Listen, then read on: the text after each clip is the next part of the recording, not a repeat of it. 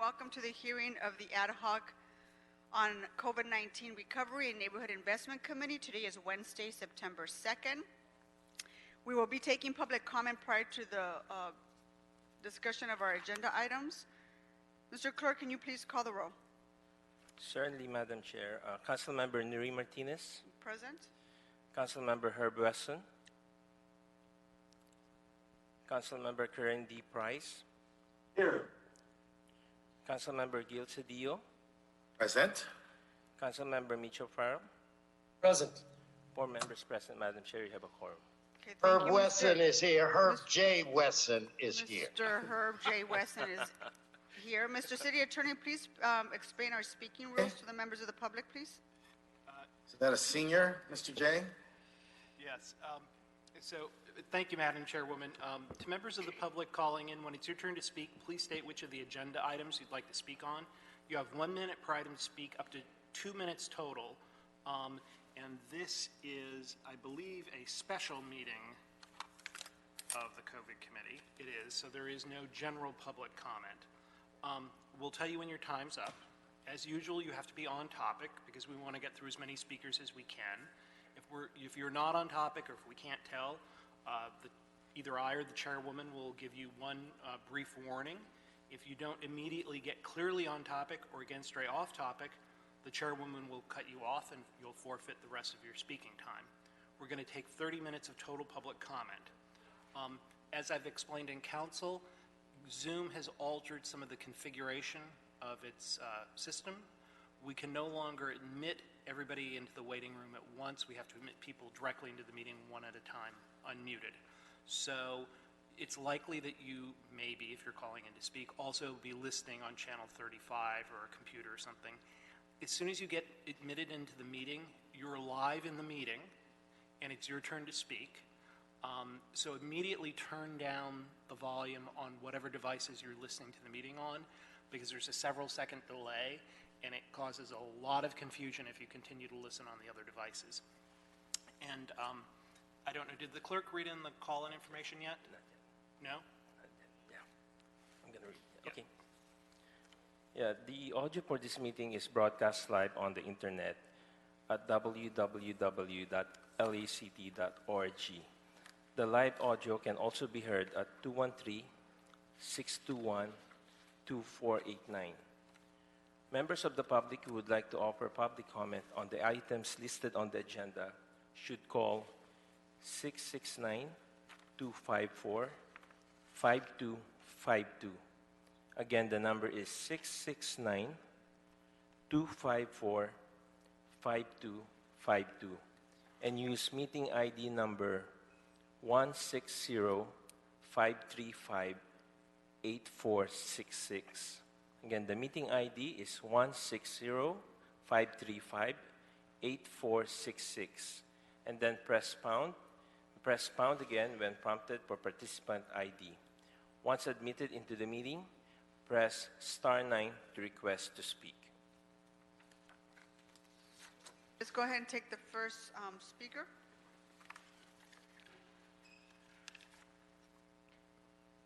Please state your name and what item you'd like to speak on.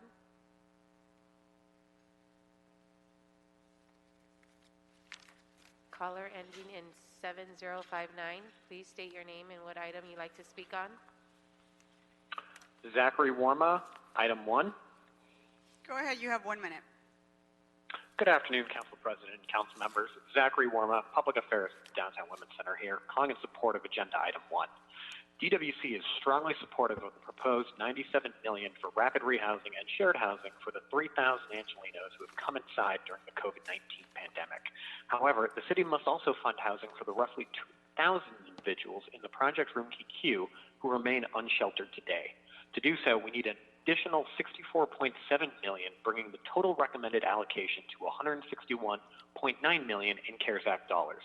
Furthermore, it is imperative that the city use its CARES Act funding in alignment with the recovery roadmap put in place by the county and LAHSA, and that the city uses its dollars to align and fill in where there are financial gaps in the approved recovery roadmap. We strongly discourage multiple and potentially conflicting council district plans so that DWC and service providers can stay consistent with the approved pre-existing strategy. Thank you so much. Thank you. Next speaker.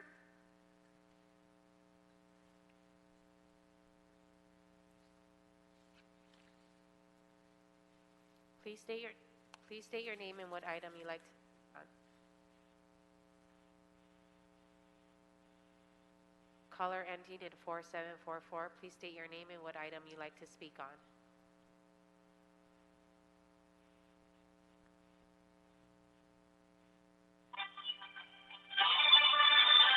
Speaker, are you there? Please don't play music. Are you there?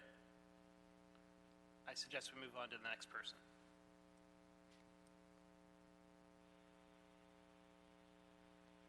Please state your name and what item you like to speak on. Caller ending in 2252. Cameron Hurt, speaking on item 7. Go ahead. You have 1 minute. Hi, I would like to make the comment that it's very important that we applaud the work that Council President Nuri Martinez has done in making sure that we push for debt relief now for utilities. And it's definitely important that the whole council comes together and supports Nuri Martinez in pushing for the LADWP Board of Commissioners to come up with a solution that benefits the ratepayers in Los Angeles, because we shouldn't have to be saddled with debt. No one from this community should be, while we're going through also an emergency health crisis, economic crisis, and oncoming heat waves as well. Energy is very important. We definitely need to make sure that our people are not saddled with this kind of debt. Thank you. Thank you. Next speaker.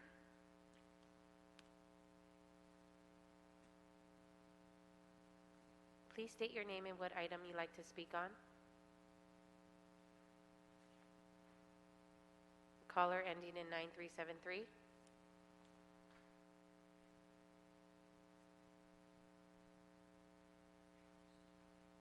Next speaker.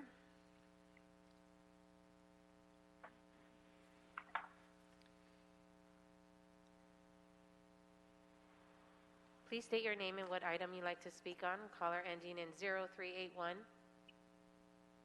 Laura Raymond, items 1 and 6. Great, you have 2 minutes. Please begin. My name's Laura Raymond. I'm the director of ACT LA and I'm speaking on items 1 and 6. We urge the city to prioritize using CARES Act funds to invest in a just recovery for street vendors, create permanent housing for the people in LA who need it the most, and invest in long-term, sustainable, affordable housing options. This means building assets for the community, not short-term Band-Aids or programs that would create more debt for the most vulnerable. I'm in support of item 1 with changes. We applaud the $97 million for rapid rehousing and shared housing for 3,000 Angelenos, but we need an additional $64.7 million in funding to be committed, making the final recommended amount $161.9 million in CARES Act dollars for our unhoused neighbors. But we must go further in order to stem the tide of homelessness. We, ACT LA and partners, have a plan to acquire at-risk affordable housing and stop foreclosures. And this body started to support this plan, but we have not seen any movement on it since June. So we're asking the community to take the next steps on your actions that you took during your June 17th meeting to fund a neighborhood investment strategy. With $130 million neighborhood investment of CARES Act funding, $84 million of CRF, and $46 million of supplemental CDBG funds, the city can assist over 6,500 lower-income homeowners through counseling and mortgage relief. 75,000 additional tenants with eviction defense services in 2021, and can acquire 160 homes and 10 distressed commercial sites to counter displacement, creating long-term community and family assets. I'm also in support of investing in street vendors and their infrastructure they need for a just recovery. Street vendors are among the most severely impacted small businesses in the city of LA. For many street vendors who are undocumented, they've found themselves unable to receive any form of cash assistance. Investing this CARES money for the development of an affordable, pandemic-compliant card can support a just recovery. Thank you, Speaker. Next speaker. Your name and what, please state your name and what item you'd like to speak on. My name is Santa. You speak Spanish? Sí, yo le traduzco, señora. ¿Cómo se llama? Buenas tardes. Buenas tardes. ¿Cómo Mi se llama? nombre es Santa Huerta. My name is Soy Santa Huerta. vendedora ambulante de Los Ángeles. I am a street vendor here in Los Angeles. Estoy llamando para apoyar este fondo de recuperación para comprar nuestros carritos de venta ambulante. I am de here comida. to support the item on street vending and to be able to purchase our cards to be able to do our business. Esta inversión es muy importante para nosotros This investment is very important to us porque si no obtenemos esta ayuda no podemos trabajar tranquilos porque la ciudad y el condado no nos están dejando trabajar, nos están dando tickets criminalizados. Okay, un momentito. Without this help, we won't be able to do our work because the city and county continues to give us tickets or citations. Continúe. Nosotros estamos dispuestos a dialogar con ellos. Nosotros estamos dispuestos a dialogar con ellos Okay, we are available to be able to dialogue with them. y queremos que los precios que nos den de estos carritos que esté al alcance de nuestro bolsillo. So we need help to be able to purchase these cards to be able to conduct our business. Ahorita estamos siendo criminalizados, como vuelvo a decir, por las multas y el confiscamiento de la BSS, salubridad. And currently we're being criminalized when these citations are given to us. Señora, ya se le acabó el tiempo. Una última cosa que quisiera Esto agregar. es injusto para nosotros, por favor, tóquense al pecho para dejarnos trabajar, porque nosotros vivimos de nuestro trabajo. Estamos pagando renta, luz, no tenemos para poder pagar, por favor. Okay, gracias, señora. And please support this. We're trying to do our best to be able to work. We have rent to pay, and all we want to do is be allowed to be able to work. Gracias, señora. Hello. Please state your name and what item you'd like to speak on. My name is Yvette Ivanko, item 6. Item 6, go ahead. You have 1 minute. Hello, my name is Yvette Ivanko. I'm calling on behalf of Friends of the Family, and street vendors are some of the clients that we serve. These are families just like you and me, with children trying to make ends meet. So for them, they're looking to sell on the streets, pay rent. Their sales of food vending will help them really decide whether they pay for rent or not. So we really ask you to invest on street vendors, just like you have supported other small businesses. The $5 million in CARES Act can help street vendors comply with permit requirements and be able to purchase food cards approved by DPH. Street vendors are the most vulnerable entrepreneurs that we have, and we need to support them just like we support everyone else. Thank you. Next speaker. Please state your name and what item you'd like to speak on.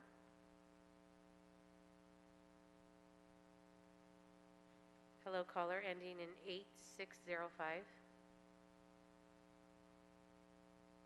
Other small businesses. Can you please turn off your device because we're getting feedback? Oh, yeah. Hold on. Can you please turn off your device? Yep. Thank you. Thank you. What items do you want to speak on? Item 6. Go ahead. Okay, hi. My name is Mehmet Berker. I'm calling on behalf of Los Angeles Walks. I'm calling that you please support item 6, the CARES Act funding for street vendors. Street vendors are an integral, though much maligned part of our economy, our public realm, and our communities.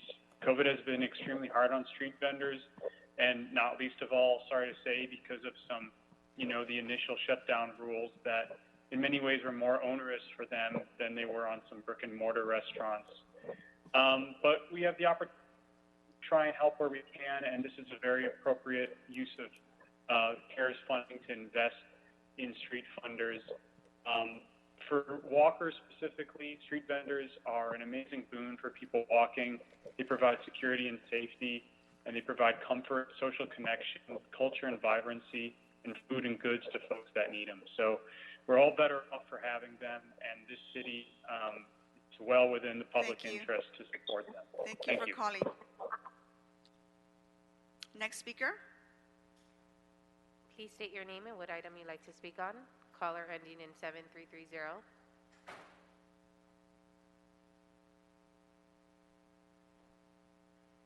Hello, speaker. Including entrepreneurs. Hello? Hello, what items do you want to speak on? Item 6. Item 6, go ahead. This is Yoli Anguiano. Please vote in favor of allocating $5 million from CARES funding to directly support street vendors. This is a specific strategy to bring street vendors the economic relief they need to secure their families' well-being. As an economic developer at Friends of the Family, located in North Hills, we provide financial prosperity guidance to the San Fernando Valley community, including entrepreneurs, the majority who live in CD6, Councilwoman Martinez, and our street vendors because that's the only means to make an income.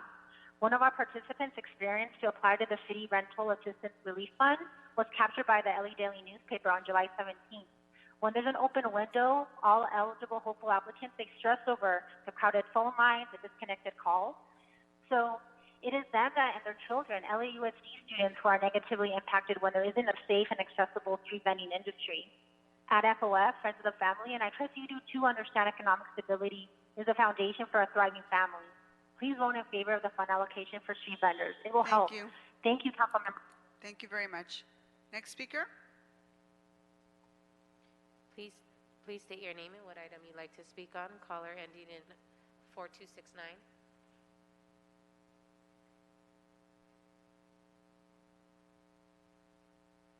Speaker, are you there?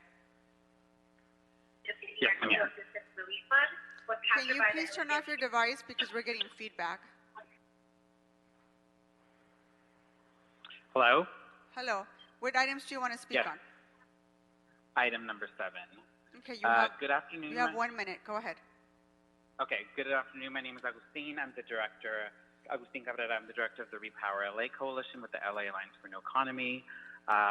We're here in support of item number 7, which directs the DWP to report to the City Council with a debt forgiveness program and bill stabilization program for low-income ratepayers. We're really thankful for your leadership, Council President Martinez, so that we can really achieve the necessary protections for ratepayers across the city of LA. Low-income people pay a larger portion of their income on utilities, and they're going to be first affected by looming energy bills. The moratorium utility shutoffs was a good start, but without a plan, a wave of disconnection is imminent for low-income Angelinos. That's why we as Repower are calling on LADWP to create a COVID-19 utility debt forgiveness program, which erases utility debt accumulated before during the COVID-19 crisis, focusing on low-income ratepayers, improving outreach for existing equity-based programs, and investing in justice-oriented rate setting and equity programs. Thank you. Thank you, Speaker. Please state your name and what item you'd like to speak on. Caller ending in 1814. Item 6. Hi, my name is Sergio Jimenez, a member of Community Power Collective and the LA Street Vendor Campaign. I'm excited that you're taking this initiative to assist street vendors with funding to obtain their cards. As you know, the main obstacle to vending legally are the cards, or the absence of one that complies with DPH. The card is a requirement, and because 99% of vendors don't have one, it has continuously been used as a tool to oppress vendors by local government agencies on a daily basis. For example, this weekend in District 6, law enforcement agencies, accompanied by DPH and BSS agents, swooped into a vending area and avoided educating vendors and instead provided them with warnings, citations, parking tickets, and confiscation of the product, all because they have neither a food vending permit or a food vending card. You can't get one without the other, and this is where the committee can help by funding the development of cards. In a time when many Angelinos are standing in lines to acquire food rations, food banks are running at maximum capacity, it is a crime that food is being discarded. And it's happening because vendors can only get so far in the permit process vortex. Vendors are told to get their permits, but however, vendors who haven't worked in 6 months are expected to purchase a $30,000 card, not a... Thank you. Next speaker. Please, what item you'd like to speak on. Caller ending in 1812.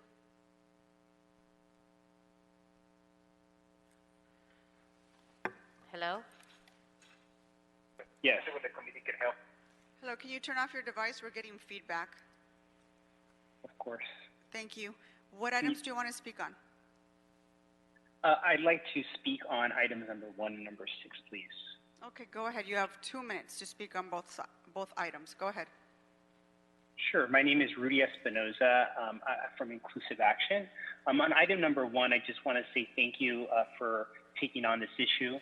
We think it's a great step in housing Angelinos, and I want to join many colleagues in suggesting that we take a step further and commit more resources to make sure that we can at least take care of the queue that we have for the Project Room Key project.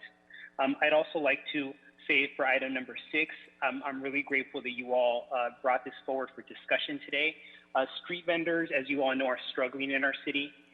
And one of the 2 major obstacles that they face in joining our formal economy and contributing to our tax base is their cart and the permit.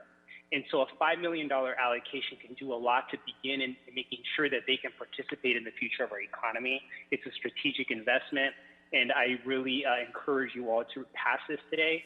Lastly, Council President Martinez, thank you for translating. I really appreciate you making it accessible for different folks who don't speak English to participate in these meetings. That's it. Thank you. Thank you for acknowledging my translation. I'm doing my best. By the way, we did have a request to have a translator here this afternoon.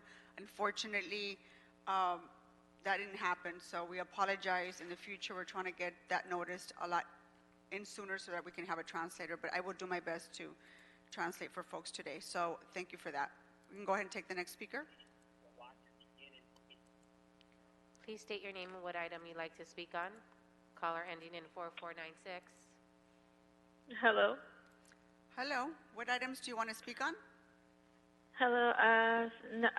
Number 7. Okay, go ahead. You have 1 minute. Hello, my name is Subsidy. I'm with Scope, Strategic Concepts in Organizing Policy Education, and I'd like to give a comment on behalf of 2 South LA residents, Gloria and Zidania, who have both experienced utility debt for several years.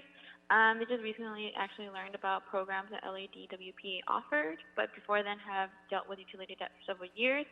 Gloria's husband has became ill right before social distancing began and has been ill throughout this time.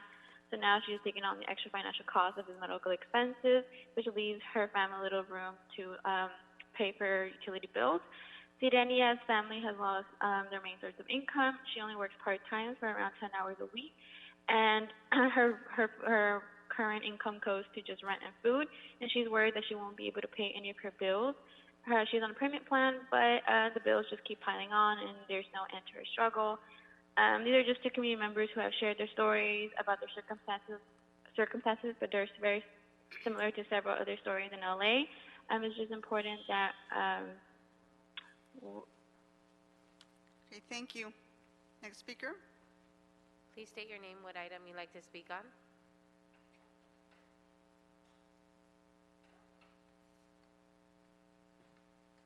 Hello, speaker. Are you there? Caller ending in 9720. Are you there? Yes, I'm here. Could you hear me? Just speak a little louder. We can barely hear you. Hi, could you hear me now? Yes. What items do you want to speak on? Yes, ma'am. Item number 1. Okay, go ahead. You have 1 minute. Good afternoon, council members. My name is Maria, and I'm speaking on item 1. I represent Neighborhood Housing Services of LA County. I support using CARES Act funds to invest in a just recovery to create permanent housing for the people in LA who need it the most. I'm in support of item number 1. We applaud the $97 million for rapid rehousing and shared housing for 3,000 Angelinos who have come inside during COVID-19. But to house our neighbors on the Project Room PQ, we need an additional $64.7 million in funding to be committed, making the final recommended amount $161.9 million in CARES Act funding for our unhoused neighbors.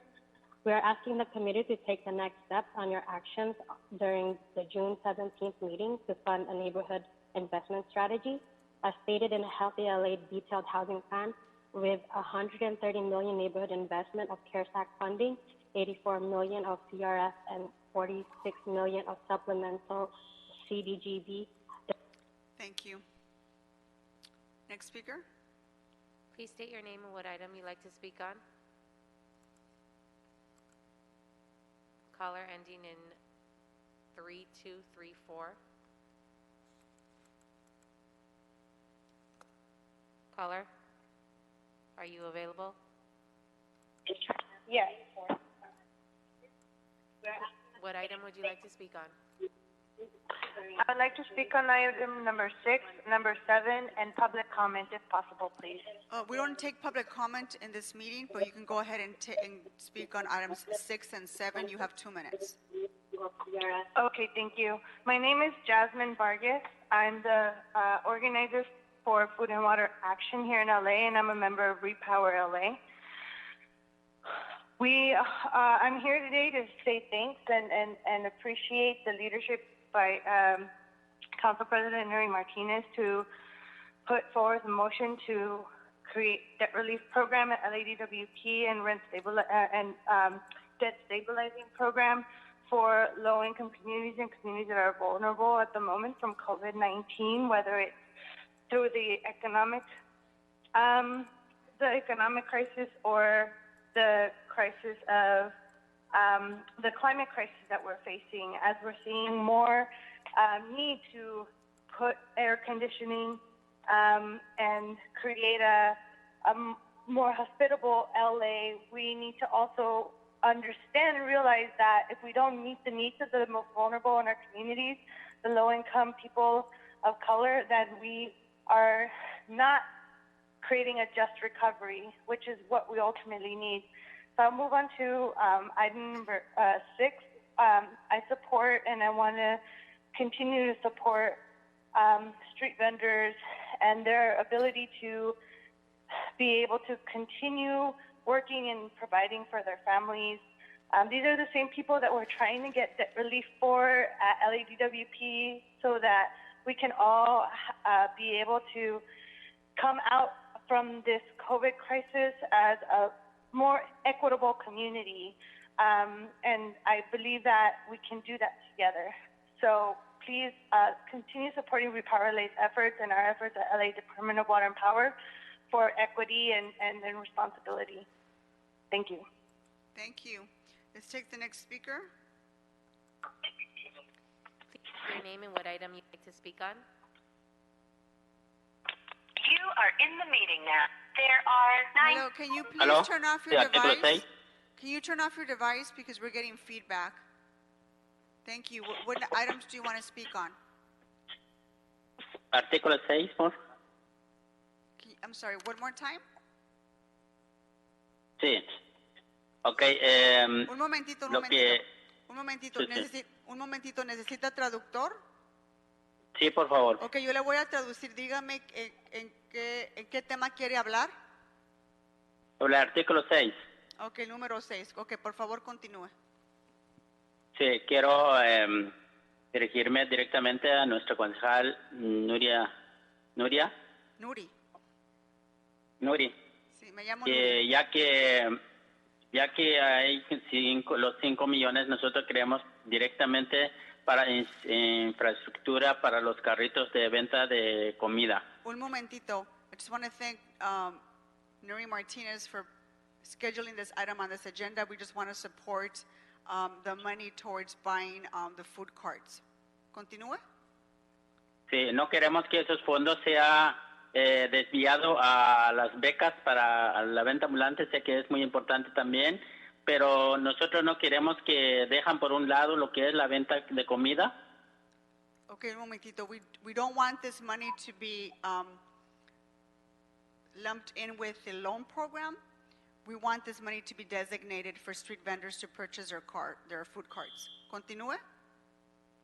Ya que por la venta de comida ahorita son criminalizadas y son muy hostigados en este momento durante esta pandemia, pero por eso es que nosotros estamos abogando por la venta de comida, que designe esos 5 millones directamente para infraestructura de los carros. Okay, we need the money to go directly to the infrastructure for street vendors to directly purchase their food carts, especially during this pandemic that we know food is important and is essential. Para terminar, señor, ¿qué más quiere decir? Sí, y quiero que paren al hostigamiento del BCS, más en el área del Valle, donde está nuestro concejal Nuri, y entonces nosotros queremos alto al hostigamiento a todos los vendedores de comida. Gracias. Okay, we also want to just call out, want to make sure that the attacks on street vendors is something that we can stop, particularly in Councilwoman Nori Martinez's district and in the valley. Okay, muchísimas gracias, señor. A usted. Bye-bye.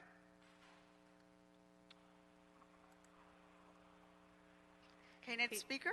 Please state your name and what item you'd like to speak on. Sí, me gustaría hablar para el tema número 6. Okay, ¿cómo se llama? Mi nombre es Claudia Moreno. Okay, my name is Silva Moreno and I want to speak on item number 6. Continúe.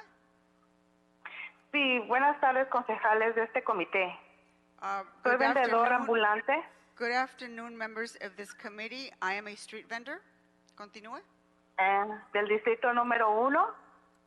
And I live in Council District 1. Llamo para que apoyen el fondo de recuperación para invertir en los carros de la venta ambulante. I'm calling to support this item in support of street vendors to be able to purchase their food carts. La inversión de este fondo es muy importante para todos nosotros. The investment in these funds is very important to all of us. Para protegernos de que no nos sigan dando multas el servicio de salubridad. To protect us from continuing to get citations from the Department of Public Health. Queremos trabajar con nuestros permisos como cualquier otro negocio. We want to be able to work like any other business. Para continuar, señora. Y necesitamos el permiso de salubridad. And we need the permission of the Department of Public Health. Para terminar, señora. Sí, necesitamos de todo su apoyo de los concejales. We need all the support from the council members. Y también de la señorita Nuri Martínez. Y ya le iba a decir en español. And of Ms. Nuri Martinez. Okay, muchas ya que gracias. Es mujer como todas nosotras que trabajamos honradamente. Okay, just like she's a woman, just like the rest of us that are trying to earn a good living. Muchísimas gracias, señora. Adiós. Please state Let's go your ahead and name. take the next caller. Please state your name and what item you'd like to speak on.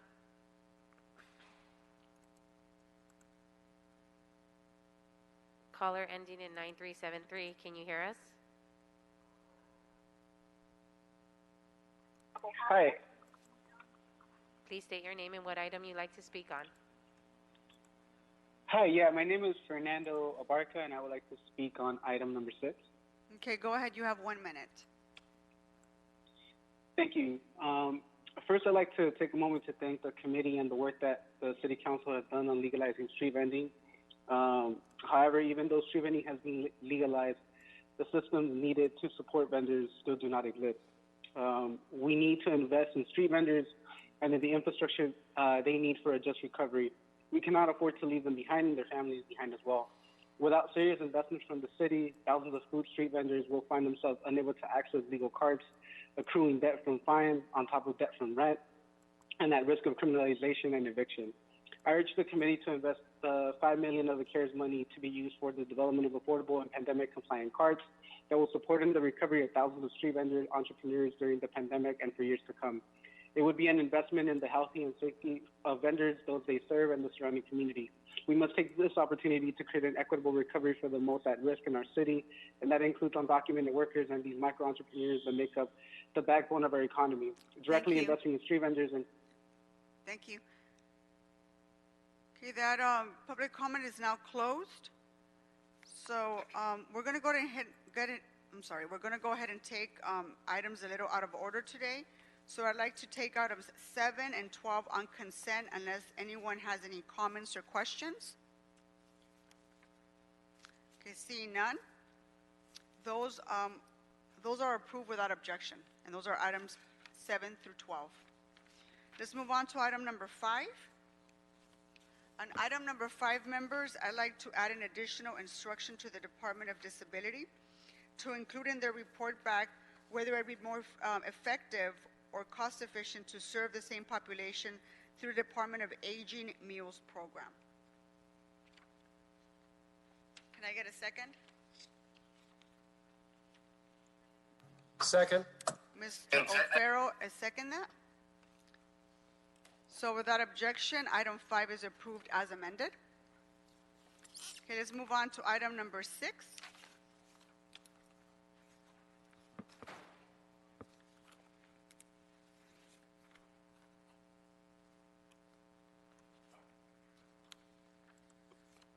Madam Chair, would you Mr. like me to- Cedillo, item number 6. I have a motion or a amendment. Okay, go ahead and read that into the record. Yes, I'd like to replace the moving clause of the motion with the following. Instruct CAO to allocate an additional $2 million from the COVID relief fund to the LA Regional Fund to go toward the micro entrepreneur category so that the total is $6 million to assist street vendors. Instruct CAO to prepare controller instructions to effectuate the transfer of the $2 million before this item is approved by council. Okay, is there a second? Second. Mr. O'Farrell seconds that.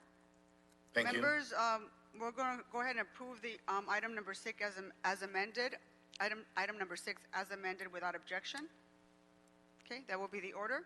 Let's move on to items 1, 2, and 3. We'll be taking these items together. So if I can have staff who's here in council chambers with us come to the table. And we're going to allow adding LASA to be able to enter our meeting. So just give us just a second.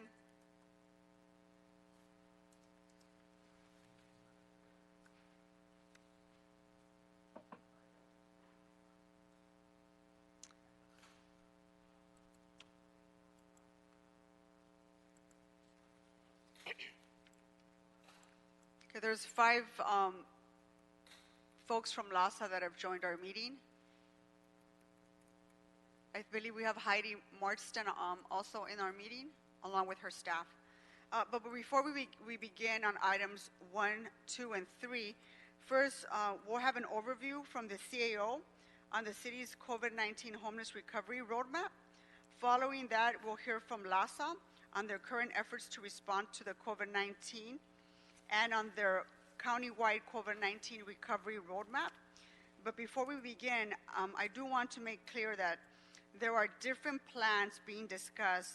However, this council has not acted or endorsed on any of these, and I just want to make sure that I make that point very clear. So we're going to be able to hear the CAO's proposed homelessness roadmap, and we will also hear from LASA's recovery plan and the 6,700 bed commitment that Judge Carter has proposed as well is another part of our framework. Is that right?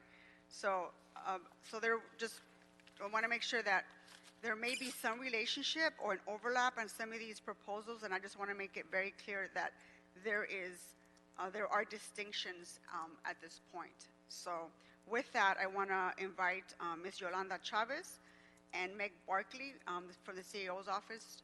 Welcome, ladies. I know you've been working on this for a very long time, so I just want to be able to give you an opportunity to present to our committee members, and then we're going to have Ms. Heidi Marston from LASA be able to give us an overview and the committee ask any questions of her as well. So why don't you go ahead and start, Ms. Chavez.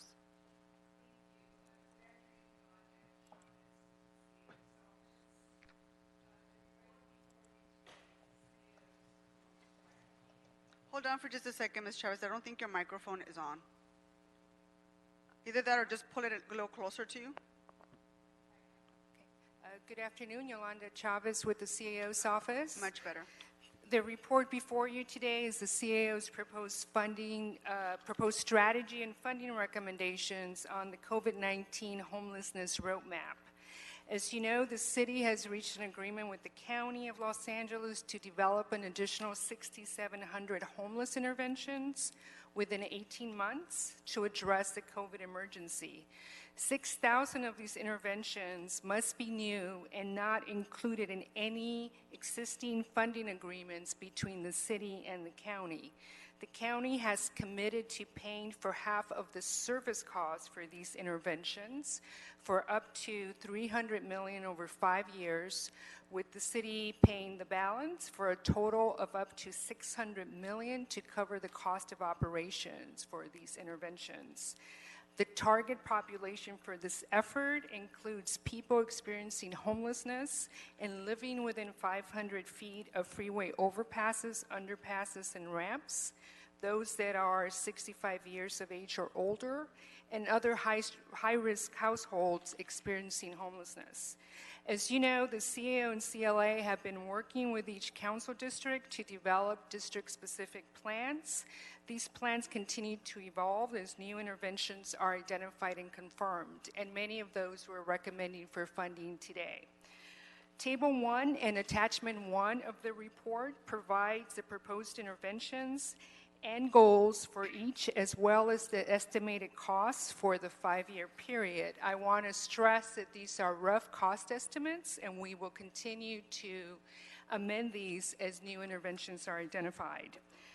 The interventions in the table include rapid rehousing, shared housing, interim housing, leasing, acquisition, and safe parking, as well as the city's ongoing investment in new permanent, affordable, and supportive housing not included in existing contracts with the county.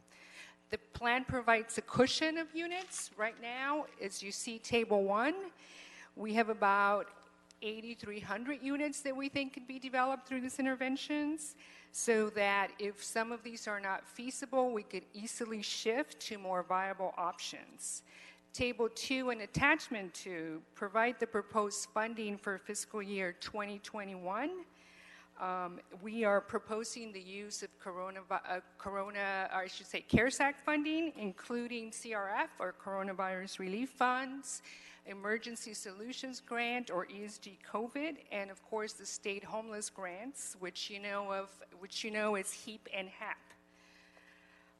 The interventions being proposed, starting with interim housing, include the bridge home beds that are being funded, that are not being funded by the county, and the new proposed pallet shelters or tiny homes for a total of 1,582 beds.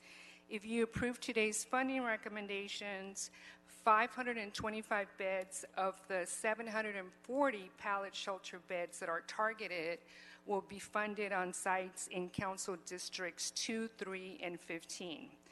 I want to stress that the 842 of bridge home beds are in development and should all be in operation by December. The other thing that's included in the plan, of course, are those affordable and supportive housing units that are currently in development and are expected to be completed within 18 months and are not in current county contracts, and that's 908 units.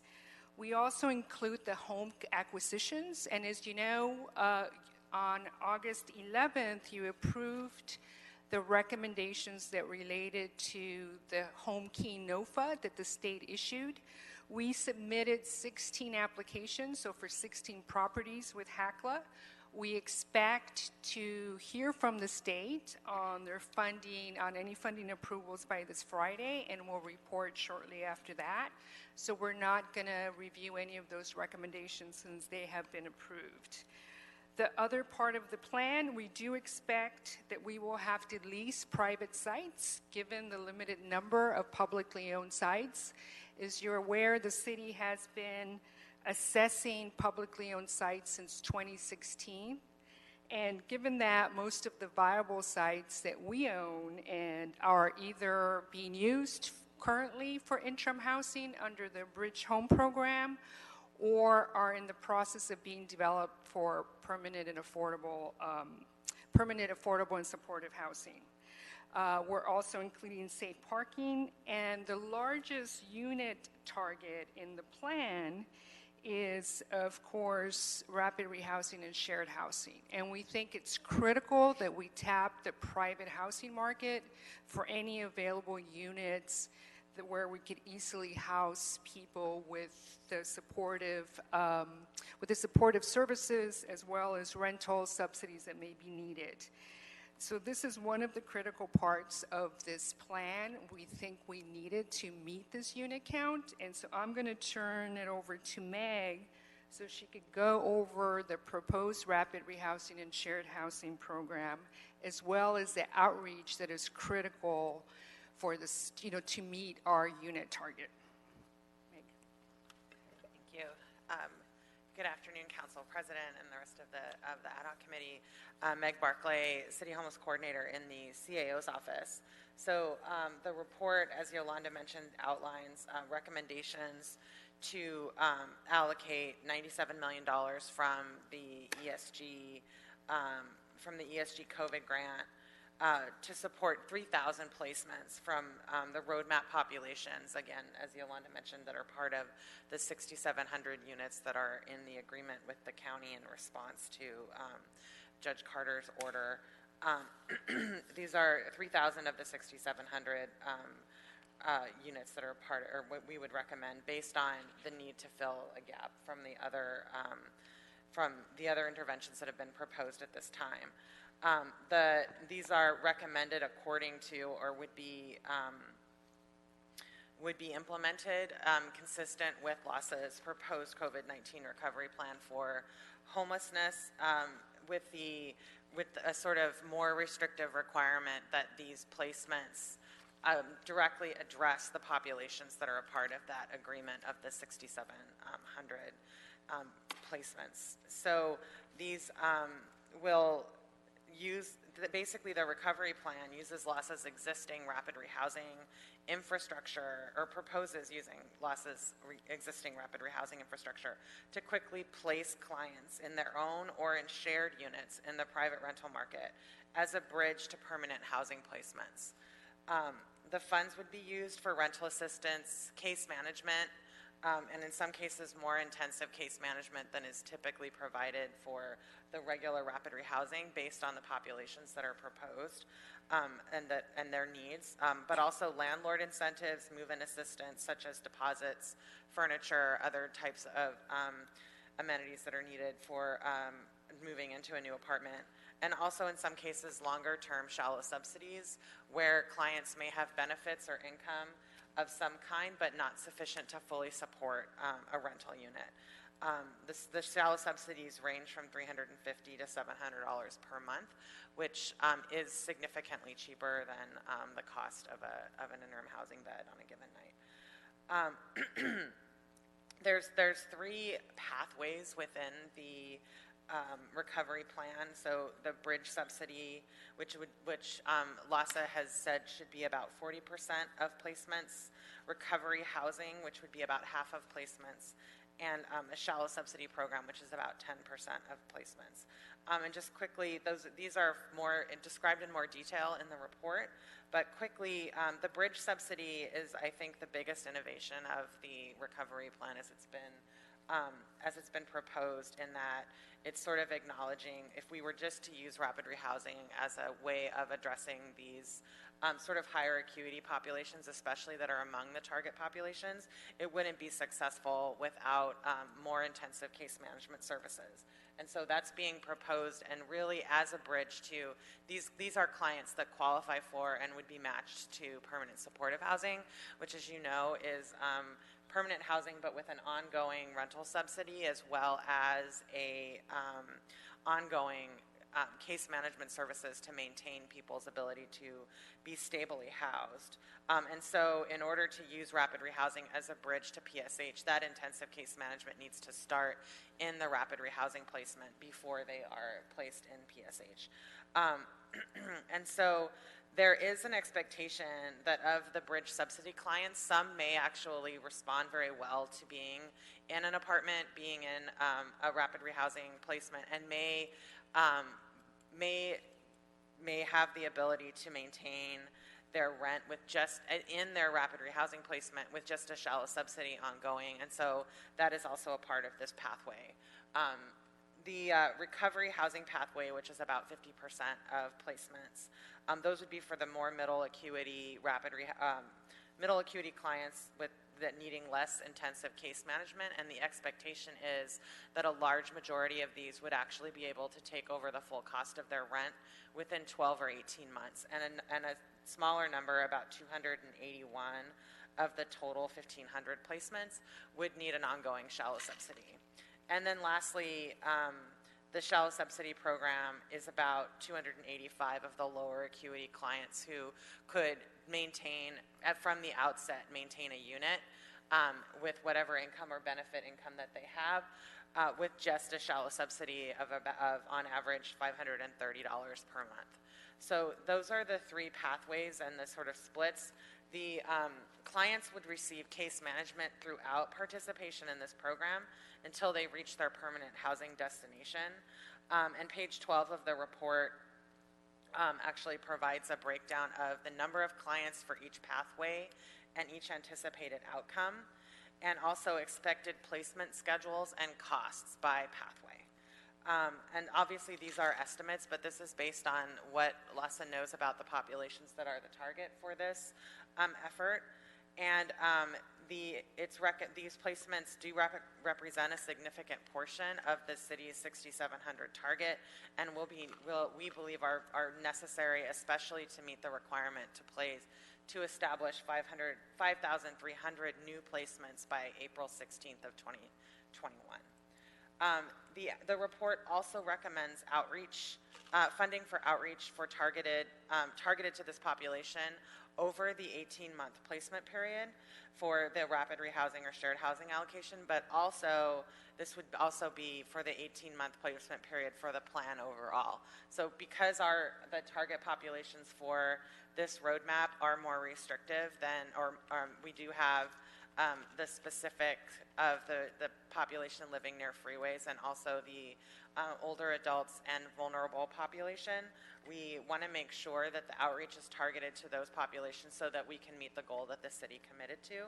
And so this would add one dedicated outreach team to each council district, as well as enhanced housing navigation services, and in order to expedite and speed up the matching process of getting people, once they have engaged with an outreach team, actually into housing, either one of the interim housing interventions that are being developed as a part of the plan, as Yolanda discussed, or one of the home key units that we will be bringing online as a result of this assistance from the state, or one of the rapid rehousing or shared housing. This is meant to support the entire roadmap as it's described in the report.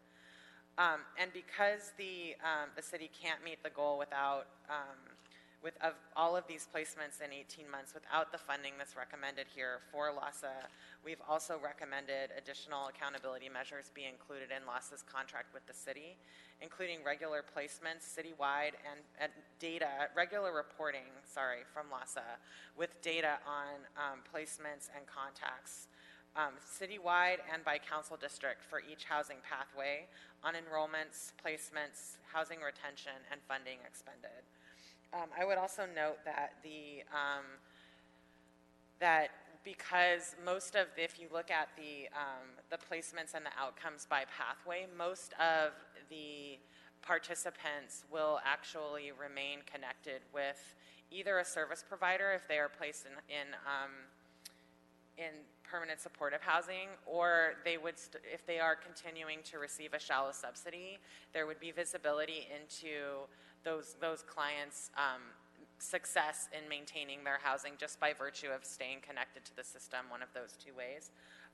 Otherwise, there would be, we would expect information also from LAHSA as on the housing retention side of any of those clients that take over their rent themselves that do not have an ongoing connection to the system because they've exited the system as having been permanently housed and maintaining their housing with their own income or benefits. We would expect to see information on housing retention on an ongoing basis if those clients that completely exit without an ongoing connection do show up again in the homeless services, in HMIS, as being homeless once more after having been housed. So that describes the outreach and the connectedness of the outreach to the whole roadmap, not just the rapid rehousing or shared housing recommendations, and also, of course, the funding that's recommended in the report to substantially support the city being able to quickly reach the goal of especially the 5,300 placements by April 16th. Do you want me to go through the recommendations now? Okay. So we have provided a handout with a full set of amended recommendations to the report.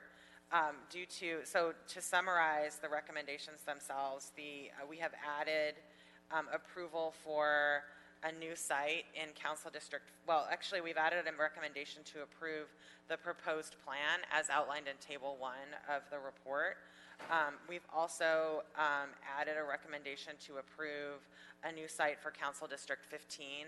It's a Recreation and Parks owned site on Figueroa Place. And the Recreation and Parks Commission is scheduled to approve or to consider and hopefully approve the use of this site on September 17th.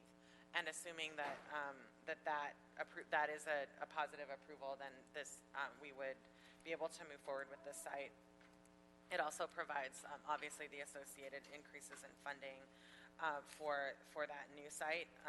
And we also have added a couple of safe parking sites to the list that's in recommendation 14 and added additional funding associated with those sites based on feedback from council offices. We do have there are other sites that are in ongoing review, and as we would continue to come back and add those sites as Yolanda described, what we would be doing for the pallet shelters. So that takes us through recommendations 1 through 13. Recommendation 14 through 16 describe the work of the Housing Authority to work with council offices to identify service providers for the safe parking sites, but also, LASA. What did I say? I'm sorry.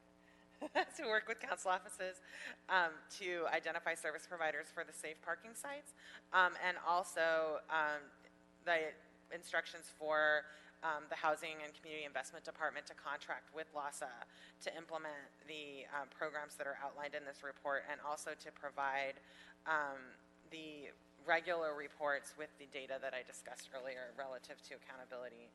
We know that there's a lot of enthusiasm and urgency from the council districts to begin seeing the impact of the plans that they've been working on, and these contracting recommendations are really critical to that. The other, going into the last recommendations in the report, we have a recommendation to the CAO to make the funding recommendations as projects are ready for implementation.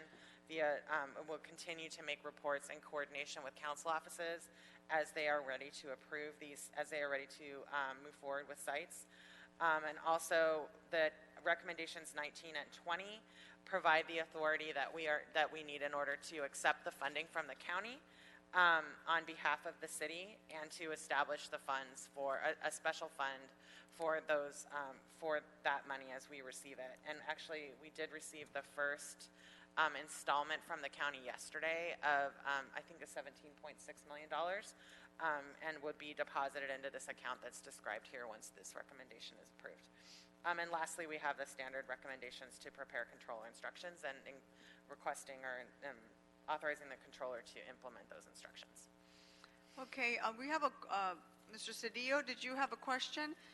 We're also going to hear from LASA in just a moment, but I want to get to Mr. Cedillo first. Just a specific question is, I noted a reference to waiting on recommendation number 3, waiting on a pending approval from Rec and Parks at their meeting. I see that, so this site, 1221 South Figueroa Place, is a city park or rec center, or? It's a parking lot on a park.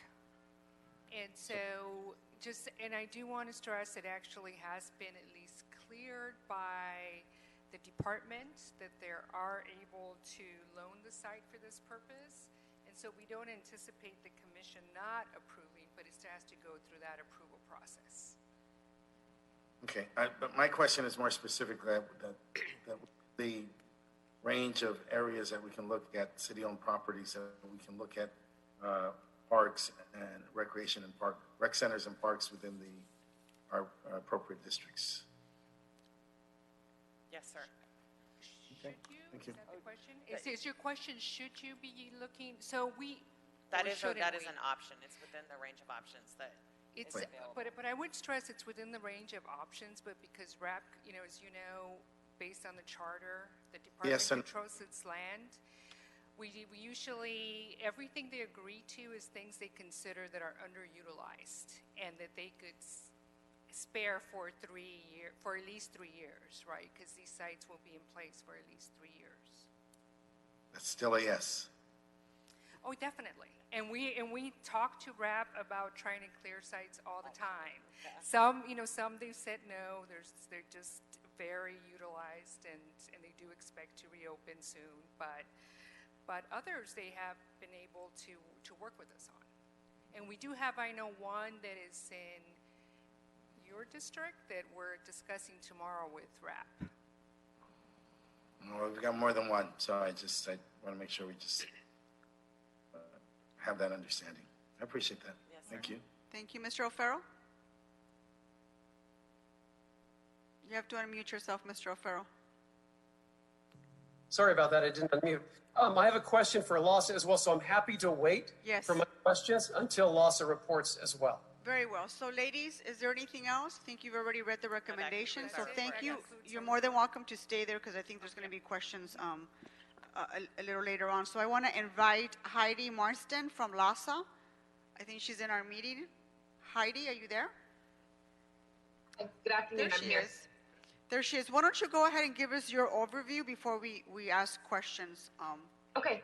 Thank you. Great. We'll keep it short. Happy to answer questions. Thank you, Council President, for having us here today. As you know, at the start of COVID-19, LASA, in partnership with the city and the county, acted very quickly to bring online. Great.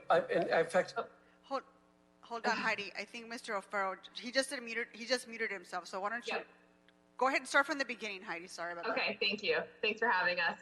At the start of COVID-19, LASA, in partnership with the city and the county, worked really quickly to bring on hotels and motels through Project Roomkey. I'm pleased to say as of today, we have 36 sites countywide serving over 4,100 people as of yesterday afternoon. And we are really committed to making sure that we don't stop there. We are maintaining at LASA our collective goal that nobody exit to the street, recognizing all the work and investment that has been made to get people indoors quickly. We want to do everything we can to rehouse people out of Project Roomkey, as well as continuing to target folks who are COVID vulnerable, whether it's under freeways or in other locations. I think it's important to note in the context of the plan that you heard, FEMA does not reimburse for the cost of case management. So the work that needs to be done to rehouse people out of Project Roomkey is happening off of leveraged resources, and we would need to bring in additional resources to actually do that rehousing work, which is encompassed in this plan. To make sure that we're set up for success, however, we have leveraged a number of partnerships to get folks well on the path, including partnerships with legal services and city attorney to get record clearings for folks who are in Project Roomkey, assistance with legal support. The DMV has come in and started issuing IDs. The County Department of Public and Social Services is doing pilots to enroll folks in Social Security to optimize their benefits. So we're really doing as much as we can in terms of pre-work to get folks as ready for housing as possible. As you likely know, the county has allocated $50 million in their Corona Relief Funds that has already been put out on contracts to our providers who are running Project Roomkey sites. And those are Roomkey sites, all Roomkey sites, regardless of their city or county. And that work has already started. The county has allocated $145 million in total for the recovery plan that is all in the process of being put out to the providers through LASA. And with that, I'm going to turn it over to Amy Perkins really quickly, just to give an overview of our ramp down and the timeline that we're looking at and requesting. Okay, is she in the meeting? You need to unmute yourself. You're still muted. How's that? There you are. Hi, okay, welcome. Good. Hi, thank you, Council President. Very happy to be here. I'm Amy Perkins. I'm the Special Director of Housing Central Command at LASA. We are putting our attention right now to prepare for the demobilization of the 6 city PRK sites that we have. And as we're looking ahead, we've been working in close partnership with the mayor's office to plan for the demobilization.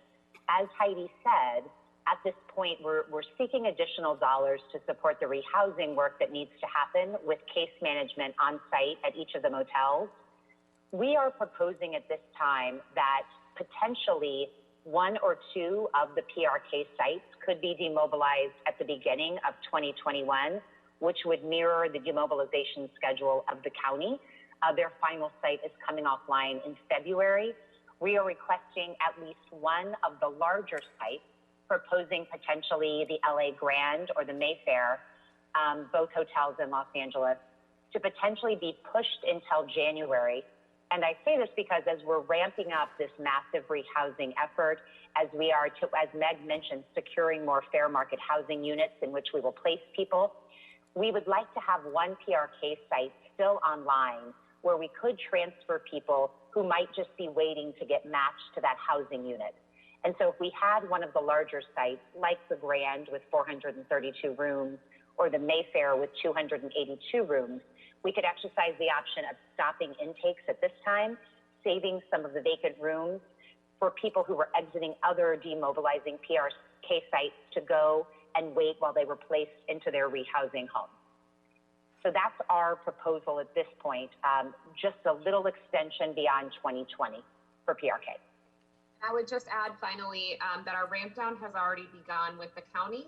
So starting in August all the way through February, we're bringing sites offline, recognizing this was always intended to be a temporary program. And we're, as Amy said, we're working with the mayor's office on that demobilization schedule as well, starting in September. Okay, is there anyone else from LASA? Nope, that's it. Okay, we're going to go ahead and open it up to questions from the committee. I do want to say that today we're proposing committing a lot of money from COVID, from our COVID relief fund, and from our COVID ESG to this effort. So the council has made it an absolute priority to continue to invest in solutions for homelessness, even though we're experiencing a financial crisis, which is very serious.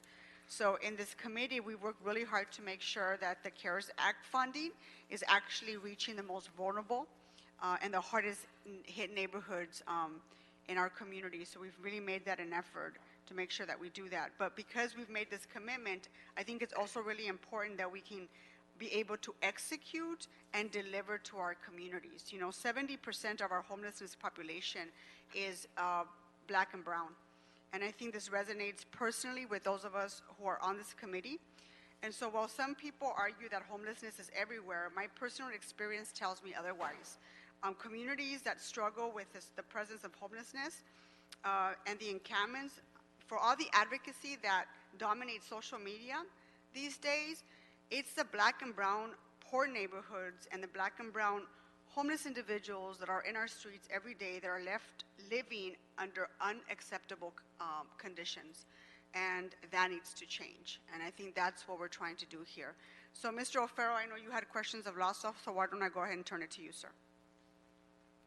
Thank you, Madam Chair. Let me start by acknowledging some of the things that Mr. Cedillo brought up in relation to all city property, including underutilized recreation and parks lands, because that is really, especially under COVID and the safer at home, and the fact that a lot of our rec and parks facilities are either being underutilized or are locked down completely. We continue to really think about that as one of the many resources to look to. So I just wanted to acknowledge that. And that really sort of comes into something else I'm about to say before I get to my questions. The research and the sites that we've identified within the 13th district, none of them are enclosed in this report, and that's fine, and I understand why. But one of my questions is, what was your criteria based on the sites that you chose to include in this report? Mind you, it's very complicated, complex lots of shifting dynamics all the time. No easy answer here. And then I'm going to just tell you a little bit about what's happening in the 13th, but I'm not going to belabor that piece of it before I ask more of my questions.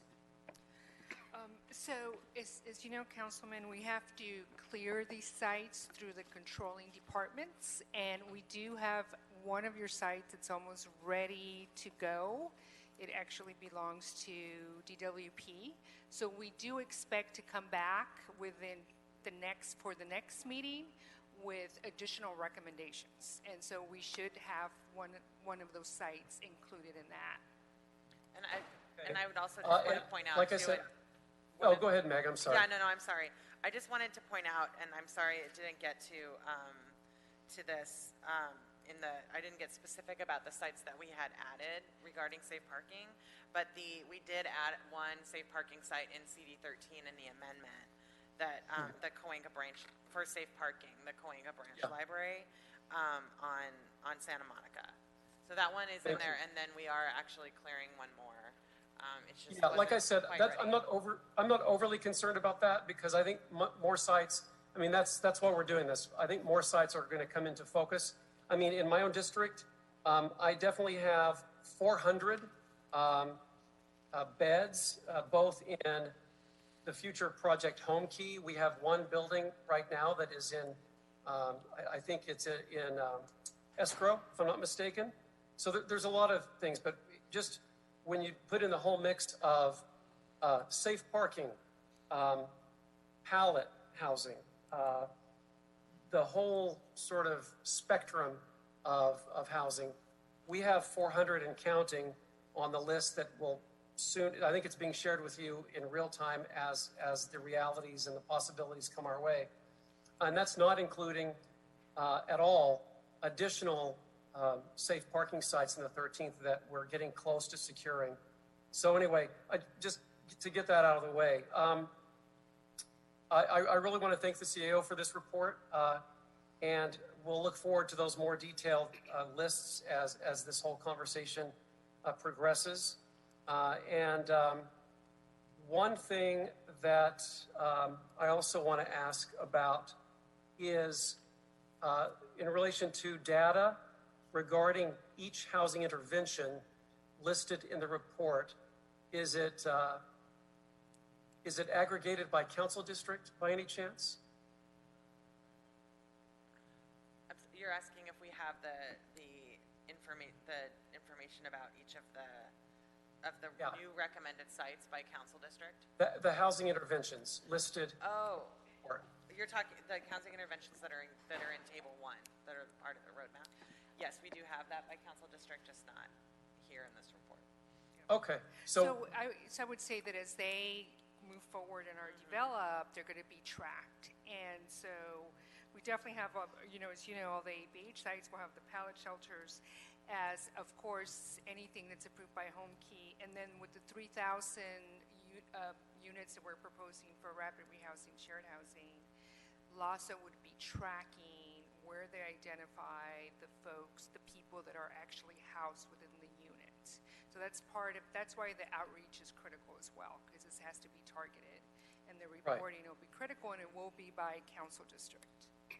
And that's part of that accountability requirement that I think Meg mentioned in her portion of the report, which brings me to a question to LASA, and that is the funding streams. Other than the city and the county, is LASA planning to use any of their allocation for this recovery plan, add to the overall pots of money that we're identifying for these? So we received a small amount of state funding already, and that has been fully utilized to pay for operations of Project Roomkey.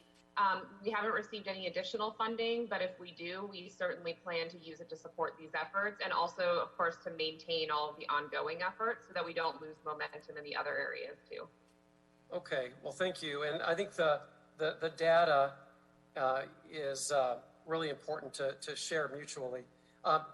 The last question I have, Madam Chair, is HHH projects are coming online now.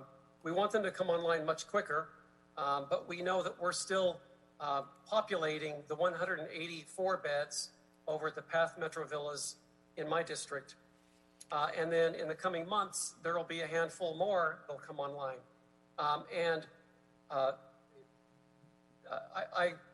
As was reported in the Homelessness and Poverty Committee last week,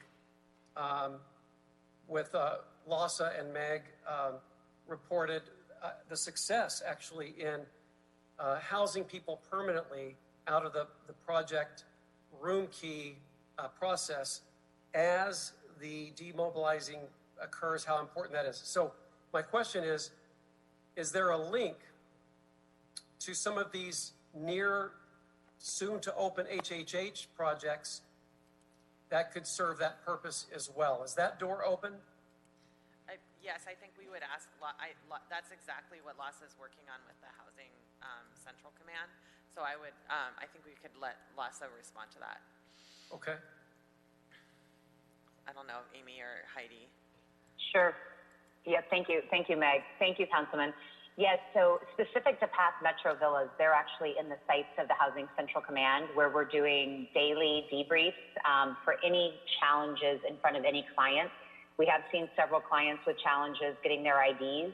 Thankfully, we have several pilot projects that have been born from the COVID pandemic that will allow us to quickly expedite the retrieval of their ID or a waiver that our public housing authorities have offered so that people can move in and show their ID after the lease is signed, which has been an incredible opportunity that we're just getting to the ground this week.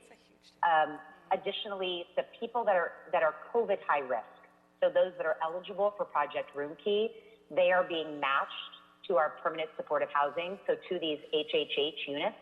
They are being matched at a much higher rate, understanding they have a very high need to be matched as a result of their high risk for COVID contraction and complications. And then subsequently, the high acuity they had already demonstrated as a result of their homelessness. So those people from the demobilizing PRK, other high-risk people that we know are highly acute on our streets, will be matched to these HHH projects that are coming online through the coordinated entry system. You know, I think the other thing I would add, Councilman, is that the way the rapid rehousing, shared housing program is designed within this report and that LASA has designed is for the high acuity individuals that are housed through rapid rehousing. That would be an interim solution while a permanent supportive housing unit is available. So those folks would also be connected to the Prop HHH units coming online because they will remain in the CES system. So that's important to note because this rapid rehousing program is very different from the regular housing program that we've been used to. And one other thing I would note, just based on what you're hearing, is a lot of success and focus on the Project Room Key population, which is very appropriate, especially given where we are with the pandemic and the hotels needing to sort of phase out. But the recommendations in this report, especially as it relate to outreach, will also kickstart the ability for us to address the other half of the 6,700 population, which is the outreach to people who are in the vicinity of the freeways. And so I just wanted to underscore that as well as because the population that we need to address with this roadmap is not just the room key population. We think there's overlap between the room key population and the population near the freeways. However, in order to get to that sort of visible difference everyone is looking for around the freeways and the highways, as it relates to even when these the rapid rehousing and shared housing resources come online and could be made available in advance of the other interventions being constructed that we're funding today. That's why those outreach recommendations are really important. Each council district will have a dedicated team to work in the areas that you've designated around those highways and to be able to place people from those encampments into the interventions that are in the roadmap. Great.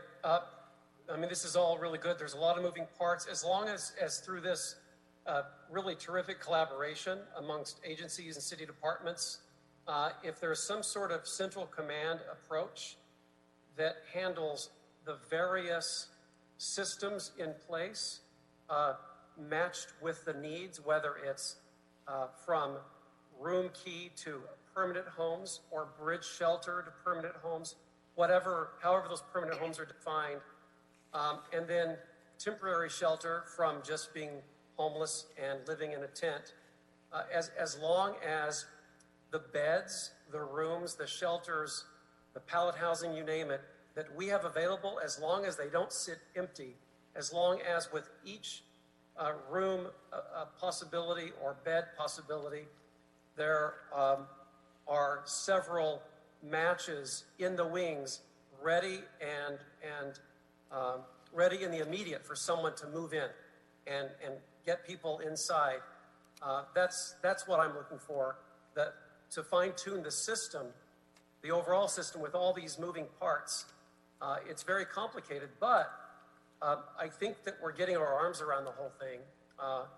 And I would love to just, I think you all know where I'm going, to get some sort of comprehensive report on all of those factors and how they, the interplay in between them all.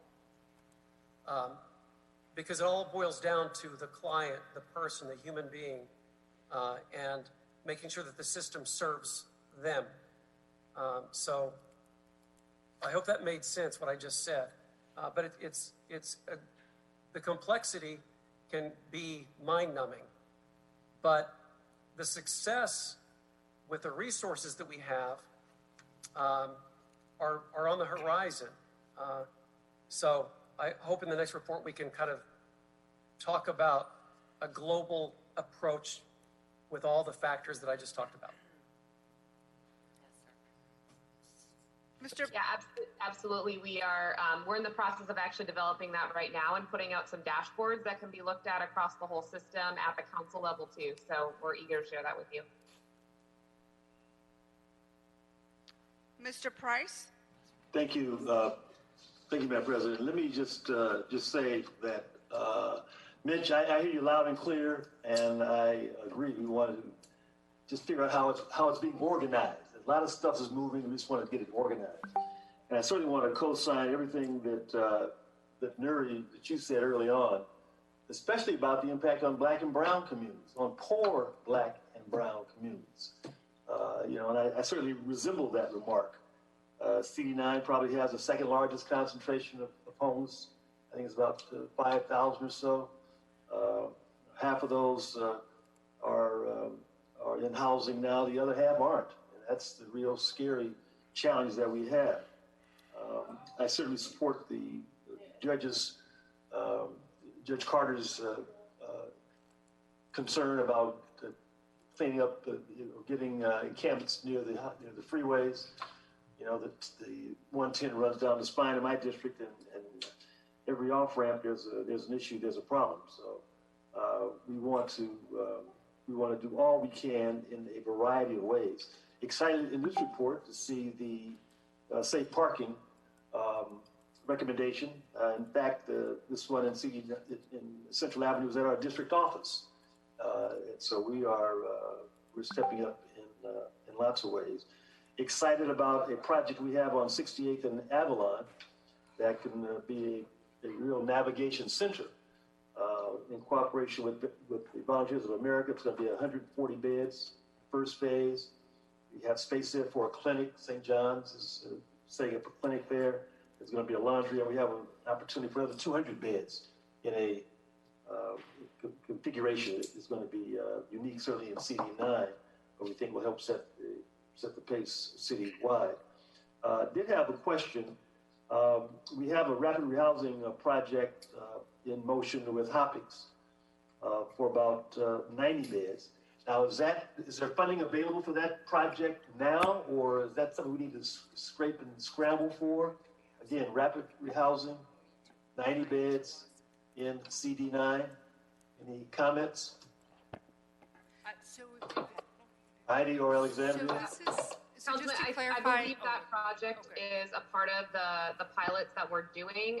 Currently, it's being done through leveraging existing resources, but this plan would cover that and add additional resources to that effort with topics because it's all consistent with Judge Carter's orders. Great. Okay, that's good to know. And then you talked about the decommissioning of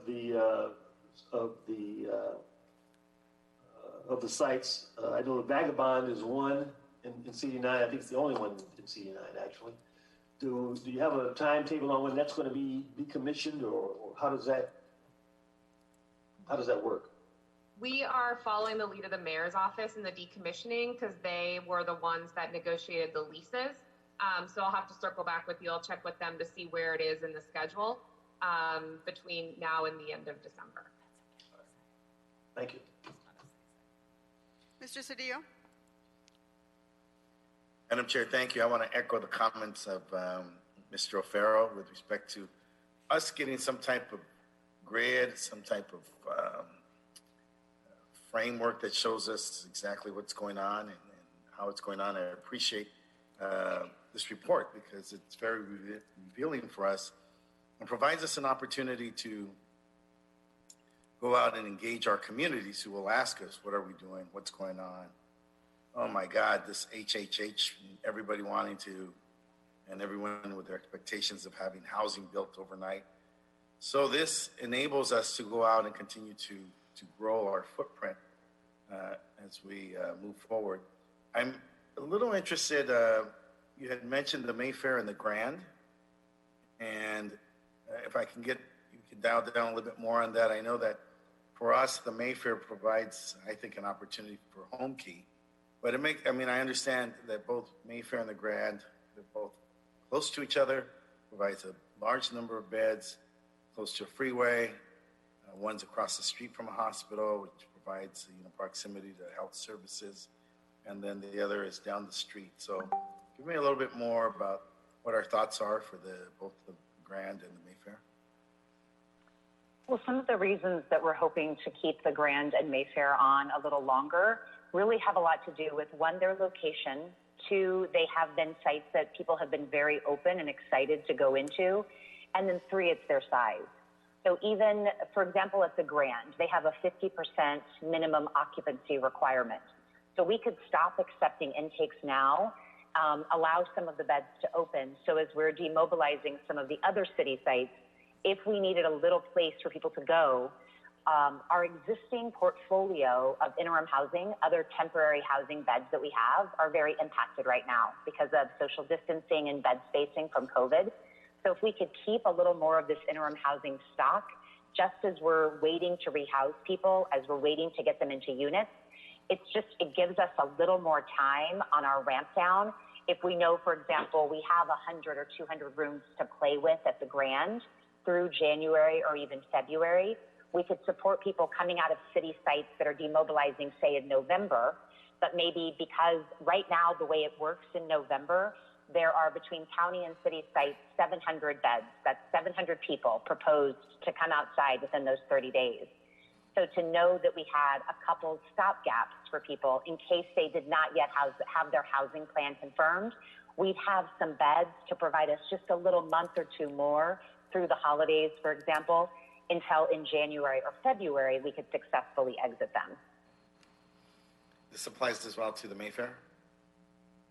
It does, sir, yes, because the Mayfair is 282 beds. So it's also a really ideal, it's a great location and it's just a great size. And it's just been run really beautifully. Let me note also there's, I think, half a dozen, maybe more, suites that provide a little greater opportunity than the single rooms and maybe families or small families, seniors, et cetera. Yeah. Utilize the suites as well. Yes, sir. And we also can allow couples there, which has been a huge plus. Yep. Okay. I would also add, because they're such large sites, the extended ramp down time frame is helpful to make sure we can rehouse all of those folks, because we're talking hundreds of people. So it's going to take a little time to make sure we get the resources in there and give them all the support. So that additional runway is very helpful in making good on our promises. Okay. Thank you. Thank you, Madam Chair. Thank you, Mr. Cedillo. I have a series of questions, so I guess I can start with you ladies. So I guess my fundamental question is, how will either the LASA recovery plan or the city's roadmap immediately and directly address some of this, all of our street level homelessness that we see in our districts? So I guess I would start by saying that the most immediate way we can house people, right, is with LASA's help with outreach and identifying the units for rapid rehousing and shared housing. I mean, our ABH sites are already in process, right? But the most immediate way is the fastest way will be this way. Because even the pallet shelters, as you see, they have to be constructed. And it's going to take a couple of months to get those done. But as soon as we can get the funding to LASA and the contracts executed through HCID, and of course HCID also has to post the consolidated plan amendment for ESG for at least 5 days and submit to HUD before we could even get the money to LASA. But that is one of the fastest ways to start housing the people that we need to house. So that is my response. I'm sure Meg has something to add, but that's my response. Well, and I think just to the point I made before, I would add that it's the outreach teams as well. Having those teams on the ground and being able to quickly and in a coordinated way with council offices hit those target areas that are most important, identify people by name, and get them ready to move into either the interventions that we're constructing now as soon as they're open, or make sure that we are, because I think that this is the biggest difference between LASA's overall plan and what we need to do as a part of the roadmap is that freeway population. And right now there's not really a dedicated set of teams that are figuring out exactly who those people are and exactly what they need. And we need those teams out there doing that for you. So that they can get them into the rapid rehousing slots that could be made available with this additional money. I will say we were very skeptical about the scale of this, and as you see in the report, LASA had originally, they're going to get mad at me for saying this, but LASA had originally suggested 7,500 placements in 18 months, and we thought 3,000 was about what we were willing to sort of take a risk on. But I will say in the conversations about this, and there were many, getting to this recommendation, we heard from LASA that they had actually piloted one piece of this, which is the landlord incentives, the holding fees for these units, and they had seen a very significant uptake of landlords very, very soon after they started offering that. I think, if I'm remembering correctly, and Amy, I think, was the one who said this, so correct me if I'm wrong, but if I'm remembering correctly, once they started offering that, they had 200 or 300 new landlords that hadn't been willing to participate in the program actually bring in units in less than a month. So that's a pretty significant increase with this one tweak to the program, which is part of what convinced us that we thought this 30,000 or this 3,000, not 30, 3,000 number was probably doable within the 18 months. And so I think between those are the most significant immediate things that we can do to start to really get to a scale that will result in a visible difference in areas that you will choose to target. So we could look at a before and after within, much more quickly than obviously the sites that we have to actually build or even purchase, because there's going to have to be some rehab associated with even So if we proceed, how can we make sure that we stay on track in executing this plan? Who are we going to hold accountable for this, recognizing that we also have this timeline under the agreement with Judge Carter? And that's exactly why we have recommended monthly reports with very specific data about, and the purpose of that actually is so that, and I would really like to see this we want to see it by council district, we want to see it by this, citywide, but we also want to see it by providers, so that if there are providers that it's very clear are not performing how they need to, that we can actually drive course correction along with LASA in as real time as is possible with things like this. So because the part of this is having LASA's the nice thing actually about kind of being, because the county has already approved, I think it's $100 or $200 million towards the recovery plan. And again, LASA, correct me if I'm wrong. But so LASA's already got the infrastructure, starting to build the infrastructure in place, and so they're more set up to hit the ground running with our money than if we had been the first ones in. So that's a nice benefit of being where we are now. But we should be able to get that data, and I've seen some of the dashboards that LUS is already developing for this plan, and they are, I believe they are close to what we need, especially at the provider level, to be able to say what's working, what's not, where is it working, where is it not working, what do we need to course correct, and how can we do that as quickly as possible.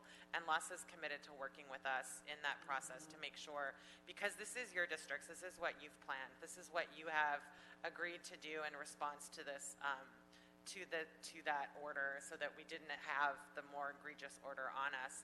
And we want to make sure that we are able to help all of the council offices meet these commitments. And so that is a really important part of these recommendations, is that those report back requirements on a monthly basis with that level of data are able to be provided to council offices, to me and my team, so that we can, if we do see the need for course correction, we could drive that if it's not already happening. Okay.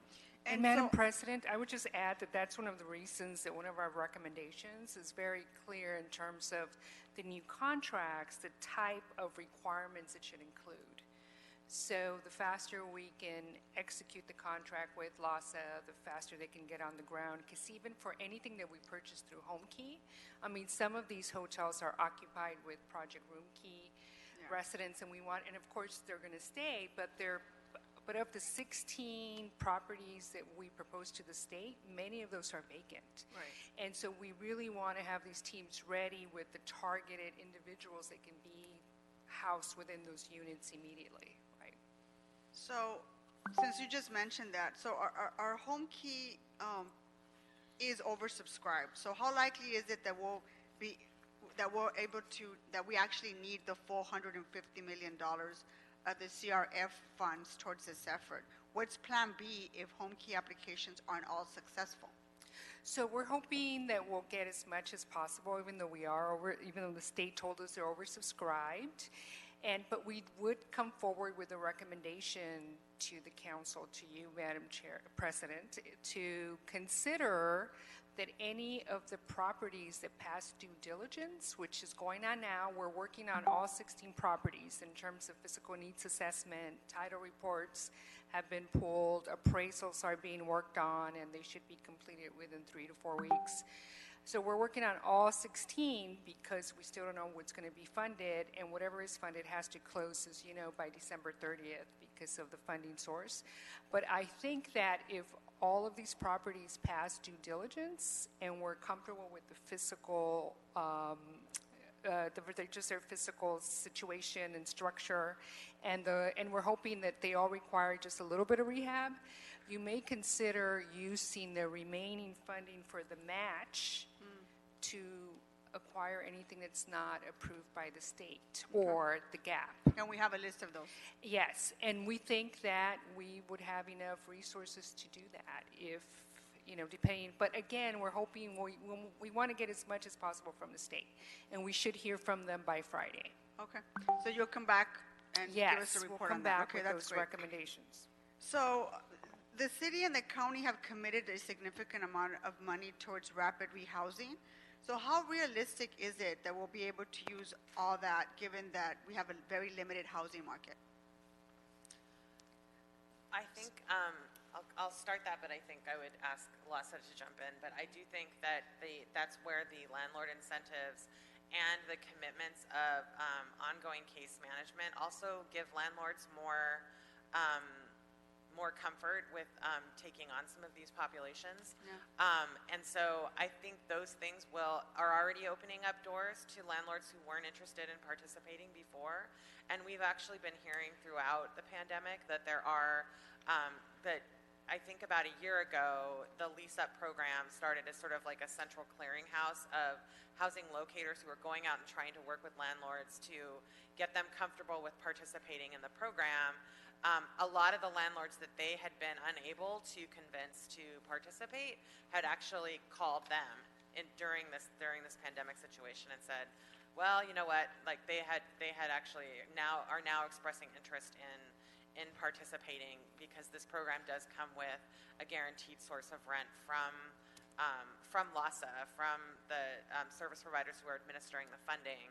They don't have to shake down a tenant for that funding. That funding will just come to them automatically, and that is an attractive prospect in the market that we're looking at right now. But aside from that, I would, because we asked the same questions about how are we going to get these units. Most of the recovery plan relies on rehousing vouchers and subsidies. Is there enough units on the market, and is this proposal realistic, or this is pie in the sky? Right. That's exactly what we asked, and that's why we're looking at, that's why we thought 3,000 was about what we felt comfortable with recommending right now. But I would look at well, because in the past we haven't been able to use all the money allocated for rapid rehousing. So I would say that the rapid rehousing program within this proposal is different from the regular housing, rapid rehousing that we've been used to. And I also think that there is a shift in the rental market, unfortunately. And it's not so much due to evictions, it's just that people are actually moving because they realize they're not going to be able to pay the rent, and they're actually either moving back home or basically moving into family with their families. And I don't know if you've noticed, but when I drive around my neighborhood, I see more and more for rent signs, and I see the shift, which I hadn't seen in a while. And I think that's what LASA is seeing. I mean, we've gotten council offices that are getting calls from property owners, apartment owners saying, I have 40 units that are vacant because people just felt they had to leave because they weren't going to be able to pay rent. And it wasn't that there were evictions, they moved in with families, moved to, to another state, wherever it is they originally came from. But you see that shift. And I also think because this rapid rehousing program is about, it's really an interim type housing program versus the regular rapid rehousing program, where really, Madam President, what I think it's saying is, like, we understand that for high acuity individuals, the best solution is a permanent supportive housing unit with services on site. We don't have enough of those, and most of the individuals we're talking about need that, right? At least 40%. So in this case, what LASA is saying, use rapid rehousing as the interim solution. You keep the people in CS until that supportive housing unit is available. And so what we're also saying is that this program for that percentage of that population is more expensive because it comes with all of the things that Meg mentioned, but also services that so now you're providing services through scattered sites because people are going to be living in lots of different places.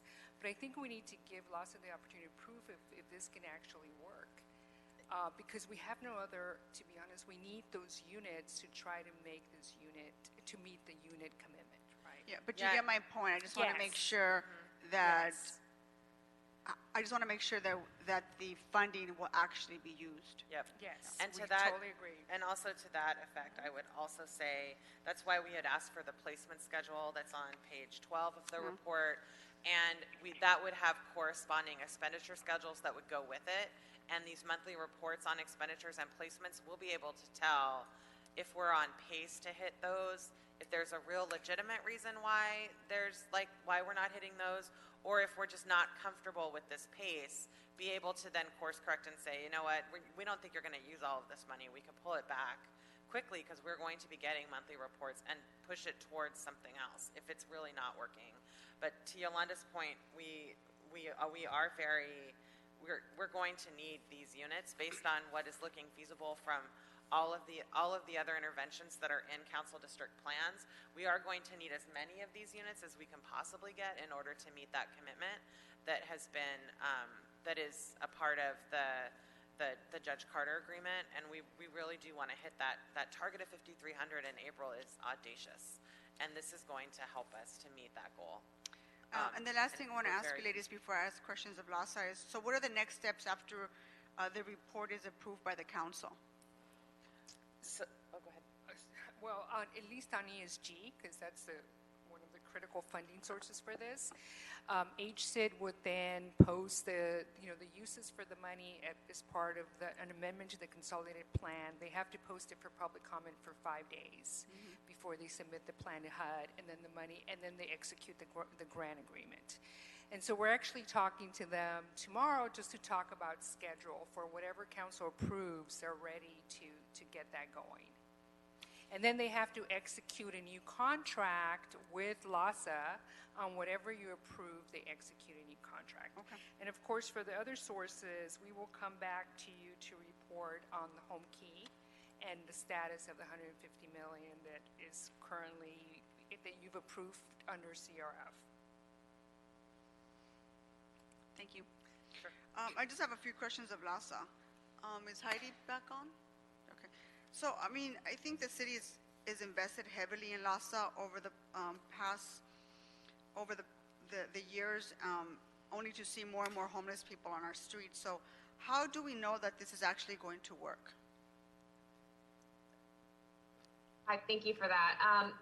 So I think there's a couple things, and we've talked about before, really one of the big pieces being that inflow is a huge driver. We saw in this year's homeless count where obviously the numbers are unacceptably high and they're frustratingly high across the county and within the city.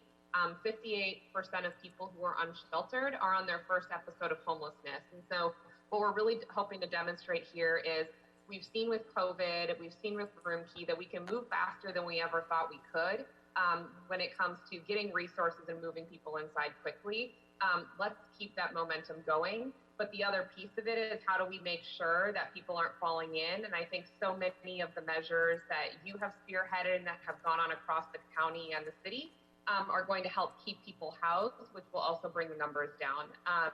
The other piece I would say is this intentional focus on underpasses and freeways, the additional outreach teams, who actually will have real resources attached to them, which historically hasn't always been the case, is going to help move this. And we've already seen that through pilots that we're testing this approach at different underpasses across the city within 6 council districts to say, it's not just us at LASA saying, take us at our word, but we want to show you and we want to demonstrate that this can be done. And we've started that and we're already seeing the fruits of that as well. Well, I just want to make sure you're able to deliver because, I mean, personally, I just haven't felt that you've been able to deliver in the past. That's why I'm asking that question. The other question I had is, so how does the plan focus on the right people? I know that you have an acuity metric that is used in placing folks, but we have 40,000 people living on the streets. I don't think we can afford to be selective. I feel that that's why Judge Carter is challenging us on that to get people housed as soon as possible and off the streets rather than having them wait. Yeah, absolutely. So there's a couple things we've done. One, the beauty of this plan is it doesn't just focus on people who are high acuity, it focuses interventions on everybody. So whether you are on the street and you just need a couple $100s a month, or you need to be in skilled nursing, there are resources available for you. Historically, we've had the limited resources and we've targeted to the high acuity to move them off the street, but this expands that. The other piece that we've moved forward is an actual change in our prioritization to allow people who are COVID vulnerable to be prioritized for housing resources, given the crisis that we're in right now. So there is a focus, of course, on the people who have the highest need and high acuity, but all of our resources have been made more flexible now to address anybody who's COVID vulnerable, individuals on the street, and those who Judge Carter has targeted under freeways and underpasses, so we can meet all of the collective demands that we have on us as a system right now. So I want to get back to the housing subsidies. What types of services will be available with these housing subsidies? Will the housing subsidy be enough for folks that are at a higher acuity? How does that work? And then what happens when the subsidy runs out? Yeah, so there's a couple pieces of it. I think about it as a spectrum. So some folks, like I said, don't need services. They might just need a couple $100s a month because they work, but they still can't make rent. So we have a subsidy available for them through shallow subsidies. We also have this rapid rehousing subsidy, which gives you a couple years to get on your feet with the expectation that after a certain period of time, you're taking over your rent, ramping up over a couple years. There's also that subset, to your point, of people who need permanent supportive housing, and the HHH units are going to be huge, and making sure that those folks can graduate and move up into those units where they have the support. So the idea here is not to limit ourselves in the type of intervention, but rather to provide everything that we have and place people with the subsidy that's going to best fit their needs, but also the subsidy that's the lowest cost that's going to meet their needs. So if somebody only needs a rental subsidy, we shouldn't be putting them in a permanent supportive housing unit with case management. We should be saving those for folks who really need those case management services. We're trying to tailor our plan in that way to be the most responsive. And so how are you currently tracking individuals? How will you just ensure that they don't become homeless again? I hear a lot of things from people who were housed in one of our project room keys, and somehow they've become unaccounted for. I think one of those examples, I believe, was in Mr. Koretz's district, if I'm not mistaken. Is that the case? So sometimes it happens in our interim housing, and PRK room key is one of those examples where people leave. We don't force them to stay, and we don't necessarily know where they go. But that's not inconsistent with what we see in our general interim housing sites across the county and across the city. When it comes to permanent housing placements, our system tends to see about 10 to 12% of people falling out of homelessness, which is consistent, or falling out of their homes back into homelessness, rather, which is consistent and actually a little bit lower than the national average. What we do is we'll target folks who are in their units and track them. If those individuals are marked as housed and they come back into our system, we'll then know that they fell out and we can wrap services around them again. But generally speaking, our recidivism rates back into homelessness are consistent with what we see now. Okay, well, thank you for that. Thank you, ladies, for your time here. Members, are there any other questions of LASA or the CAO? If not, I know that I have a series of recommendations and changes that I've given the city clerk to read into the record. It's about 2 pages long, so thank you for doing that. No problem. So if there's no other questions, I'm going to ask the city clerk to go ahead and read the recommendations and the changes to items 1, 2, and 3. Go ahead. On behalf of the chair, I'm about to read the committee's recommended actions into the record. Receive and file the motion under item number 1. Receive and file the CAO report recommendations dated August 5 and 12, 2020. Approve the BOE recommendations on item 2. And amend the recommendations in the CAO report dated September 2, 2020 as follows. Approve recommendations 2 through 6, 8 and 9, 11 through 13, 18, and 21. And replace recommendation 1 as follows. Instruct the CEO and CLA to report monthly on progress and status of efforts proposed in the plan outlined in Table 1 to better inform whether the proposed plan be approved by Council or further modified. Amend Recommendation 7 to change the amount to $30 million with additional instructions for the CAO, CLA, and LASA to report back monthly with the status of placements and expenditures and whether additional ESG COVID is needed for this intervention model. Amend Recommendation 10 to direct LASA to expand ESG COVID under the terms of the amended Recommendation 7. Delete Recommendations 14 through 17 and replace with the following. A. Instruct the CAO and CLA to work with Council to identify service providers for these safe parking sites, either through LASA or directly with service providers, and report back with contract recommendations. B.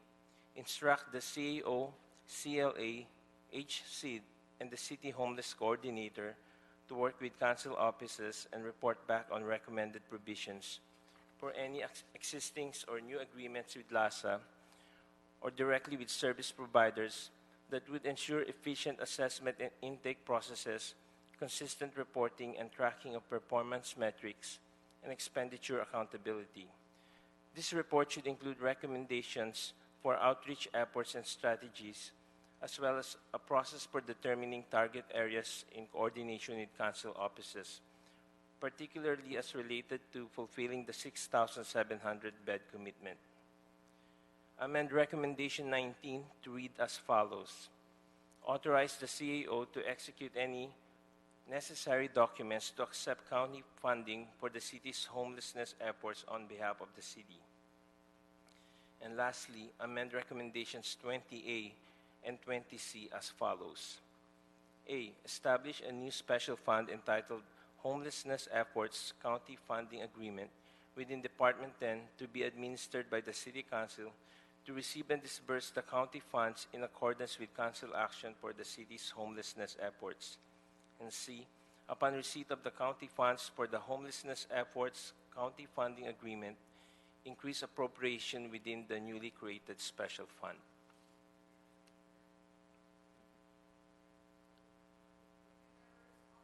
I'm going to go ahead and ask for a roll call vote on this because there was a lot.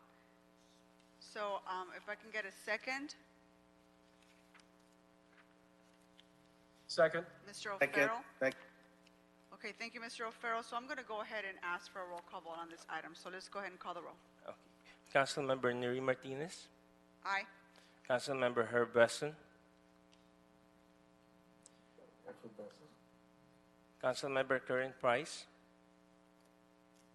Aye. Councilmember Gil Cedillo. Cedillo, aye. Councilmember Mitch O'Farrell. Aye. You have 4 ayes, Madam Chair. It passes. Thank you, Mr. Clerk, and thank you, CEO's office and to LASA for being here today. Thank you. Wesson, aye. Mr. Weston is an aye on Noted. items 1, 2, and 3 for the Noted. record. Thank you, Mr. Weston.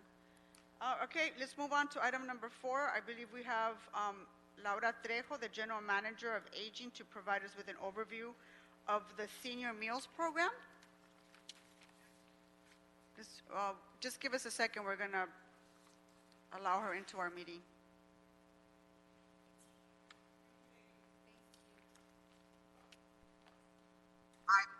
Councilmember Herb Weston.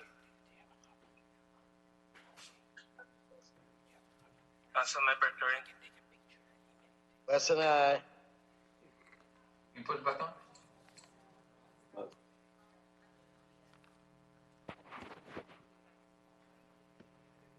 Okay, do we have Ms. Trejo? Are you with us? Yes, council member. Hi, good afternoon. Thank you for being so patient. Do you want to go ahead and give us an overview of the Senior Meals Program? Yes, ma'am. Let's move on to item. Can you turn down your device? Yeah, we're getting, I'm we're doing that getting right now. feedback. Yeah, thank you. Okay, so thank you for the opportunity to speak before you today. First and foremost, if you give me a minute, I want to thank the city family, our community partners in the Aging Network, our new partners through Great Plates, Los Angeles County Mayor's Office, and council offices. The last few months have been incredibly challenging to those of us working with older people, and it has literally been a community effort to make sure that we support their independence and their dignity in ensuring that they had the supportive services needed in order for older adults to thrive in our community.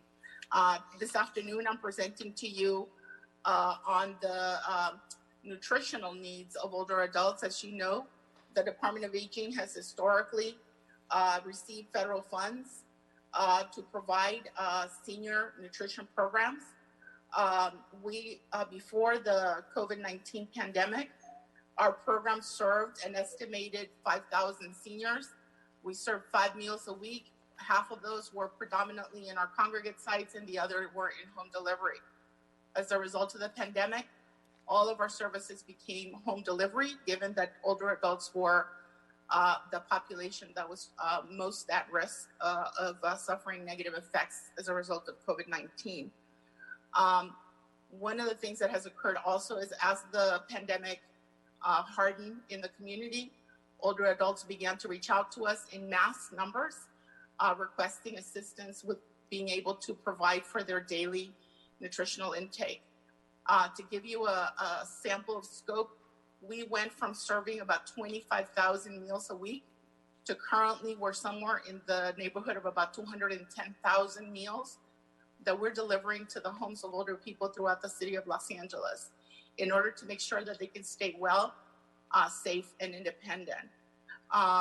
What I'm here to ask for you today is for consideration of funding so that we may continue to provide these services to older adults through the end of the year, given that we don't see a short-term resolution that would allow most frail older adults who we are working with the opportunity to return to their previous normal lives.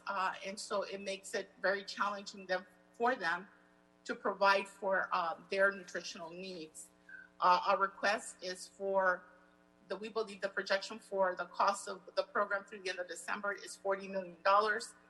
There are FEMA resources that we would be bringing in as part of the Great Plates program. And we are also looking to our existing grants to continue to provide some of that support. But the reality is, at the scale of need that we currently have in the community, it is not possible for the department to be able to find and to work within existing resources to continue to meet these needs. As requested by council, I also provided some other recommendations that would help us develop a more robust response to the food insecurity concerns of older adults in our community. Los Angeles is considered to be one of the most food insecure locations in the country when it comes to older people, which means that older adults on a daily basis are negotiating between food, healthcare, rent, and other things. So this is a highly important area to maintain stability and to maintain the independence and well-being of older people. As I said, I provided for you recommendations that go the gamut from community engagement, engaging with the private sector and corporations and others. Part of the work that I've been doing, last summer, I started a partnership with LA County where we reached out to the food bank. And as a result of that, during COVID, we literally have been able to deliver tens of thousands of pounds of food to older adults in need in our community. So we know that these partnerships can be very effective and work very well on behalf of our seniors. I welcome your questions in terms of this need that we're seeing in the community right now. Thank you, Ms. Trejo. Members, are there any questions? Mr. O'Farrell. Thank you, Madam President, and thank you, Ms. Trejo, for your report and your steadfast devotion and commitment and professionalism with helping our seniors across the city. This motion was in relation to the Great Plates program, which I understand the funding reimbursement ends next week on September 9th from FEMA. Correct. So what I would like to understand is, where does the Great Plate program fit in with the overall approach for the food programs that you have going, and where might it fit in if we can keep something like this going, especially as it also seeks to help local restaurants through the design of this particular program to get meals safely delivered to seniors' homes who are, of course, at the risk with underlying conditions due to COVID-19, knowing that the stay-at-home orders could be in place for another year with this partial lockdown. So some questions I have is, and maybe you could come back with this because you said a lot as far as your, but what sort of recommendations might you have for changing the current programs, especially how they're funded and what the funding sources are, if we have to discontinue the Great Plates program because of the FEMA funding issue? And what's been the participation of the Great Plates program from your perspective? I think that I would appreciate the opportunity to report back on the funding mechanisms, because I think that's very complicated answer, and so I don't want to take a lot of your time with all that minutia. So I would prefer to respond in writing to you. In terms of the Great Plates program, it has been a very important part of our blend of resources that we were able to put in the community. I would be dishonest if I told you that it has not been incredibly helpful, because it has. Does it have limitations? Well, all programs do. And that's what we do. We work within those limitations to maximize the impact in the community. And so we believe that the way that we have structured the investment and the resources maximize the number of older adults that are being served. And I am incredibly proud of the work of the City of Los Angeles and the leadership of this council and our mayor that has really had a vision for making sure that we did not abandon our older adults in their hour of need. And Great Plates has been an essential component. I'll tell you, one of the things that is just warming my heart is getting to know this incredible folks that are working in the restaurants and the cab companies that are helping us out. I mean, last week, somebody sent me a picture. They're literally drawing hearts and writing messages of hope with the boxes that they're delivering to our seniors. You can't put that in a contract, sir. That's just the good heart of Angelinos. Yeah. And that's how they've stepped up. We're seeing incredible community partnerships coming together to support the Great Plates program. So we are very reassured that it has been an incredible resource and service to our community. But we are concerned about what happens if it ends. We're trying to create some sustainability here because older adults need to have a sense that they're going to have a way of eating beyond, September 9th. Right, and so it has limitations. So seniors making more than $24,981 annually are excluded from the program. And by extension, thousands of seniors aren't able to participate in the program. So if the funding does end, I wonder if there's room to refine this, or maybe we just don't have that ability because of the limitations of the program and the funding for it, since it's not self-generated, it's reimbursed through FEMA, so they kind of call the shots on that. And so, important question about, we need to think about this. The guidelines or requirements that the department may recommend in terms of changing the requirements to participate in the program. As for example, the financial status or the age restrictions that maybe have been imposed by the federal government on this program. If it's something that we're going to try to identify funding for to keep going locally, that we can redefine the requirements. Correct. Something to think about. Is there a waiting list, Ms. Trejo? Right now, we do not have a wait list, sir. We really have been working very aggressively at not keeping one, but I'll tell you, I do believe that the wait lists are emerging with our community partners, with our senior center organizations, because they have had less of a capacity to take on new clients. I mean, we have entire senior housing buildings showing up at the doorstep of our senior centers and going, we have 300 seniors that need your services. Yeah. That is very overwhelming to them, and it is to us. To the degree that we've been able to accommodate with providing them food from the food bank, partnership with LA County, for example, one of the partnerships I did with the county is we're using a transportation service that they have so that people that are on SNAP on the CalFresh program can actually get their groceries delivered to them. And we're using the county program to be able to do that for all residents in the entire region.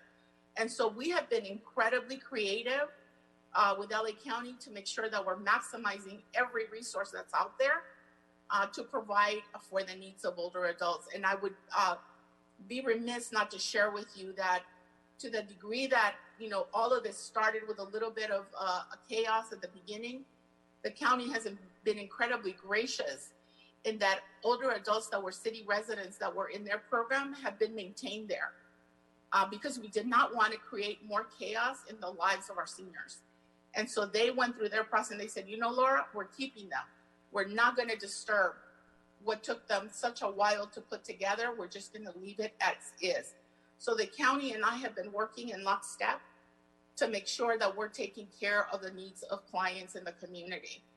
And our food bank people, our community-based agency, everybody's stepping up. But I'll tell you the word that I'm hearing the most common from my leadership is they're feeling frayed.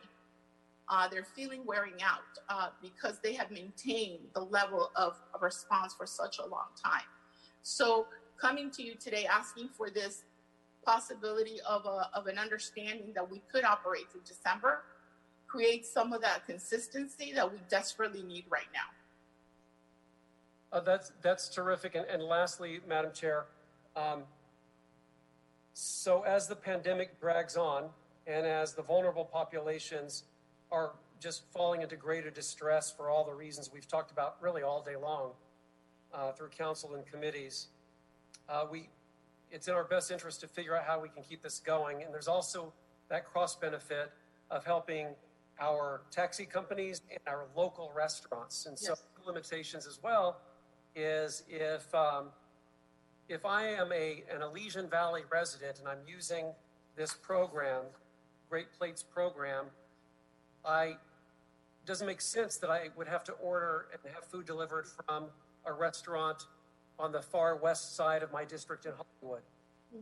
One of the, something else we should look at is involving more restaurants and just seeing how we can use this to just as an incubator to help the local economy thrive a little more while we're our seniors. Yes.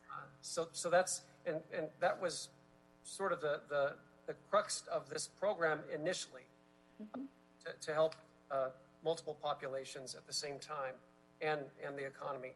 So yeah, I mean, I want to thank Mr. Krikorian, who really spearheaded this when it was handed to him early on. And it was just kind of made from whole cloth, and we had to make it work for the city. So perhaps we can figure out how to fine tune it and make it our own. But that'll be the big question. I mean, everything costs money. I look forward to exploring this with all of you. Thank you. Thank you, Mr. O'Farrell. Any other questions, members? So I have a few of my own. Ms. Trejo, of the approximately 21,000 seniors that the department is serving, only about 50% of those are covered with FEMA and state programs. So how are we paying for the rest? We are paying through resources that have been made available to the department. For example, from the Care and Family First funds have been helping to subsidize some of those meals. And we've also have received funding through the mayor's office that has been helping us to support these services. And so, you know, council had authorized the use of funding for the department to be able to do that. So we're incredibly grateful for that. And so how many local restaurants would you say are participating in the Great Plates program? And can restaurants still be added? Currently, we have 31 restaurants participating in the program. And as Councilmember O'Farrell said, we would welcome the opportunity of adding others. What we're finding is that not only are the comments we're getting for the restaurants is that it's really helping their ability to keep their employees working and helping all of those families to have a way of maintaining their sustainability. So the program is working for the intent of helping small businesses, and it's been incredibly helpful in terms of meeting the needs of a very high-risk older adult population in the city. So this question was posed to me the other day, but I guess I can ask you, would it be more helpful for seniors if they would be provided groceries rather than meals? I just want to make sure that the seniors are getting a good use of the program. So I was asked by a few seniors a couple of weeks ago, you know, if they could have a choice, and quite frankly, that's something I said I would ask you. Thank you, and I appreciate the opportunity. I think one of the challenges that we've had from the beginning of the pandemic is how to get, as Councilmember Farrell says, there's a cost to everything. Yeah. Many of our seniors are unable, let's say, to get home delivery groceries from their local grocery stores because there are fees attached. Yeah.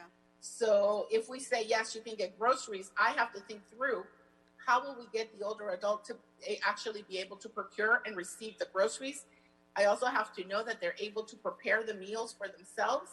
I know that many seniors can. So that could be, you know, that's why we're partnering with the food bank, for example, for the seniors that have the capacity and actually the preference to receive a food basket. that's what we did. So we haven't put everybody wholesale into programs to receive cooked meals if that was not in their best interest or even their choice. So if we had an opportunity to create a program that would give them that choice, then I would also want the opportunity to create the infrastructure to make sure that they can secure the food and get it to their home. One of the concerns that we still have is that many of our older adults are unable to go to the grocery stores out of fear and also for their own safety. Depending on their medical status, it may actually not be in their best interest to be going outside to grocery stores where they're exposed. So I would want to be able to consider ways that we can make those groceries available to them if that was an option that we wanted to pursue. Yeah. And the capacity to prepare the meals as well. Yeah, those are all really good points. All right, thank you for that. So without the state and their federal assistance, I think we also have to acknowledge that this program is also really expensive to keep going. So how can we bring the cost down, or has the department considered maybe alternative models to this program? You know, part of the challenge that we have, we consider this to be incredibly cost effective for what it is doing. What is the solution that we're providing? We actually looked at that when we were even building the Great Plates program. The city did not go off the rails in saying, you know, we're going to give the most expensive approach to doing this program. We were very prudent in discussing what we wanted to build because sustainability was always in our thinking. Part of the concern that I would have would be we could suggest modifications, but the reality is the food is a cash and carry business and it will always be very expensive, especially cooked food. But even groceries to be delivered, there's a cost implication. So, you know, I would be happy to develop alternate models, but I can tell you I've been looking across the country and very few people have the cost point that the city of Los Angeles has in terms of our delivery and also in terms of our ability to be so cost effective. So that is actually something we work very hard and very diligent at on behalf of the city of Los Angeles. All right, thank you for that. Members, are there any other questions? If not, I'd like to read some recommendations on this item. So if I can, I'd like to instruct the Department of Aging to report back to the council immediately if the September 9th FEMA deadline for reimbursement is extended. 2, if the FEMA deadline is extended, I'd like the Department of Aging to extend the meal program until the end of September and work with the CEO to report to the council on the cost of that as well. 4, I'd like to instruct the Department of Aging to report back in a week with alternative program models for senior meals that would be more cost effective. And lastly, the council will need time to consider that report and make a decision before the end of September if FEMA does not extend the reimbursement deadline. Mm-hmm. Can I get a second?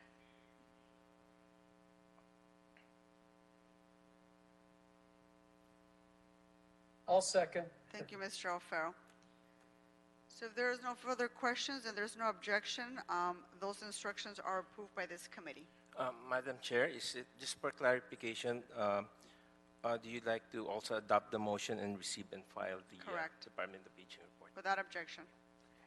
Thank you very much. Members, that concludes all items on today's agenda. This meeting is adjourned. Thank you very much. Thank you.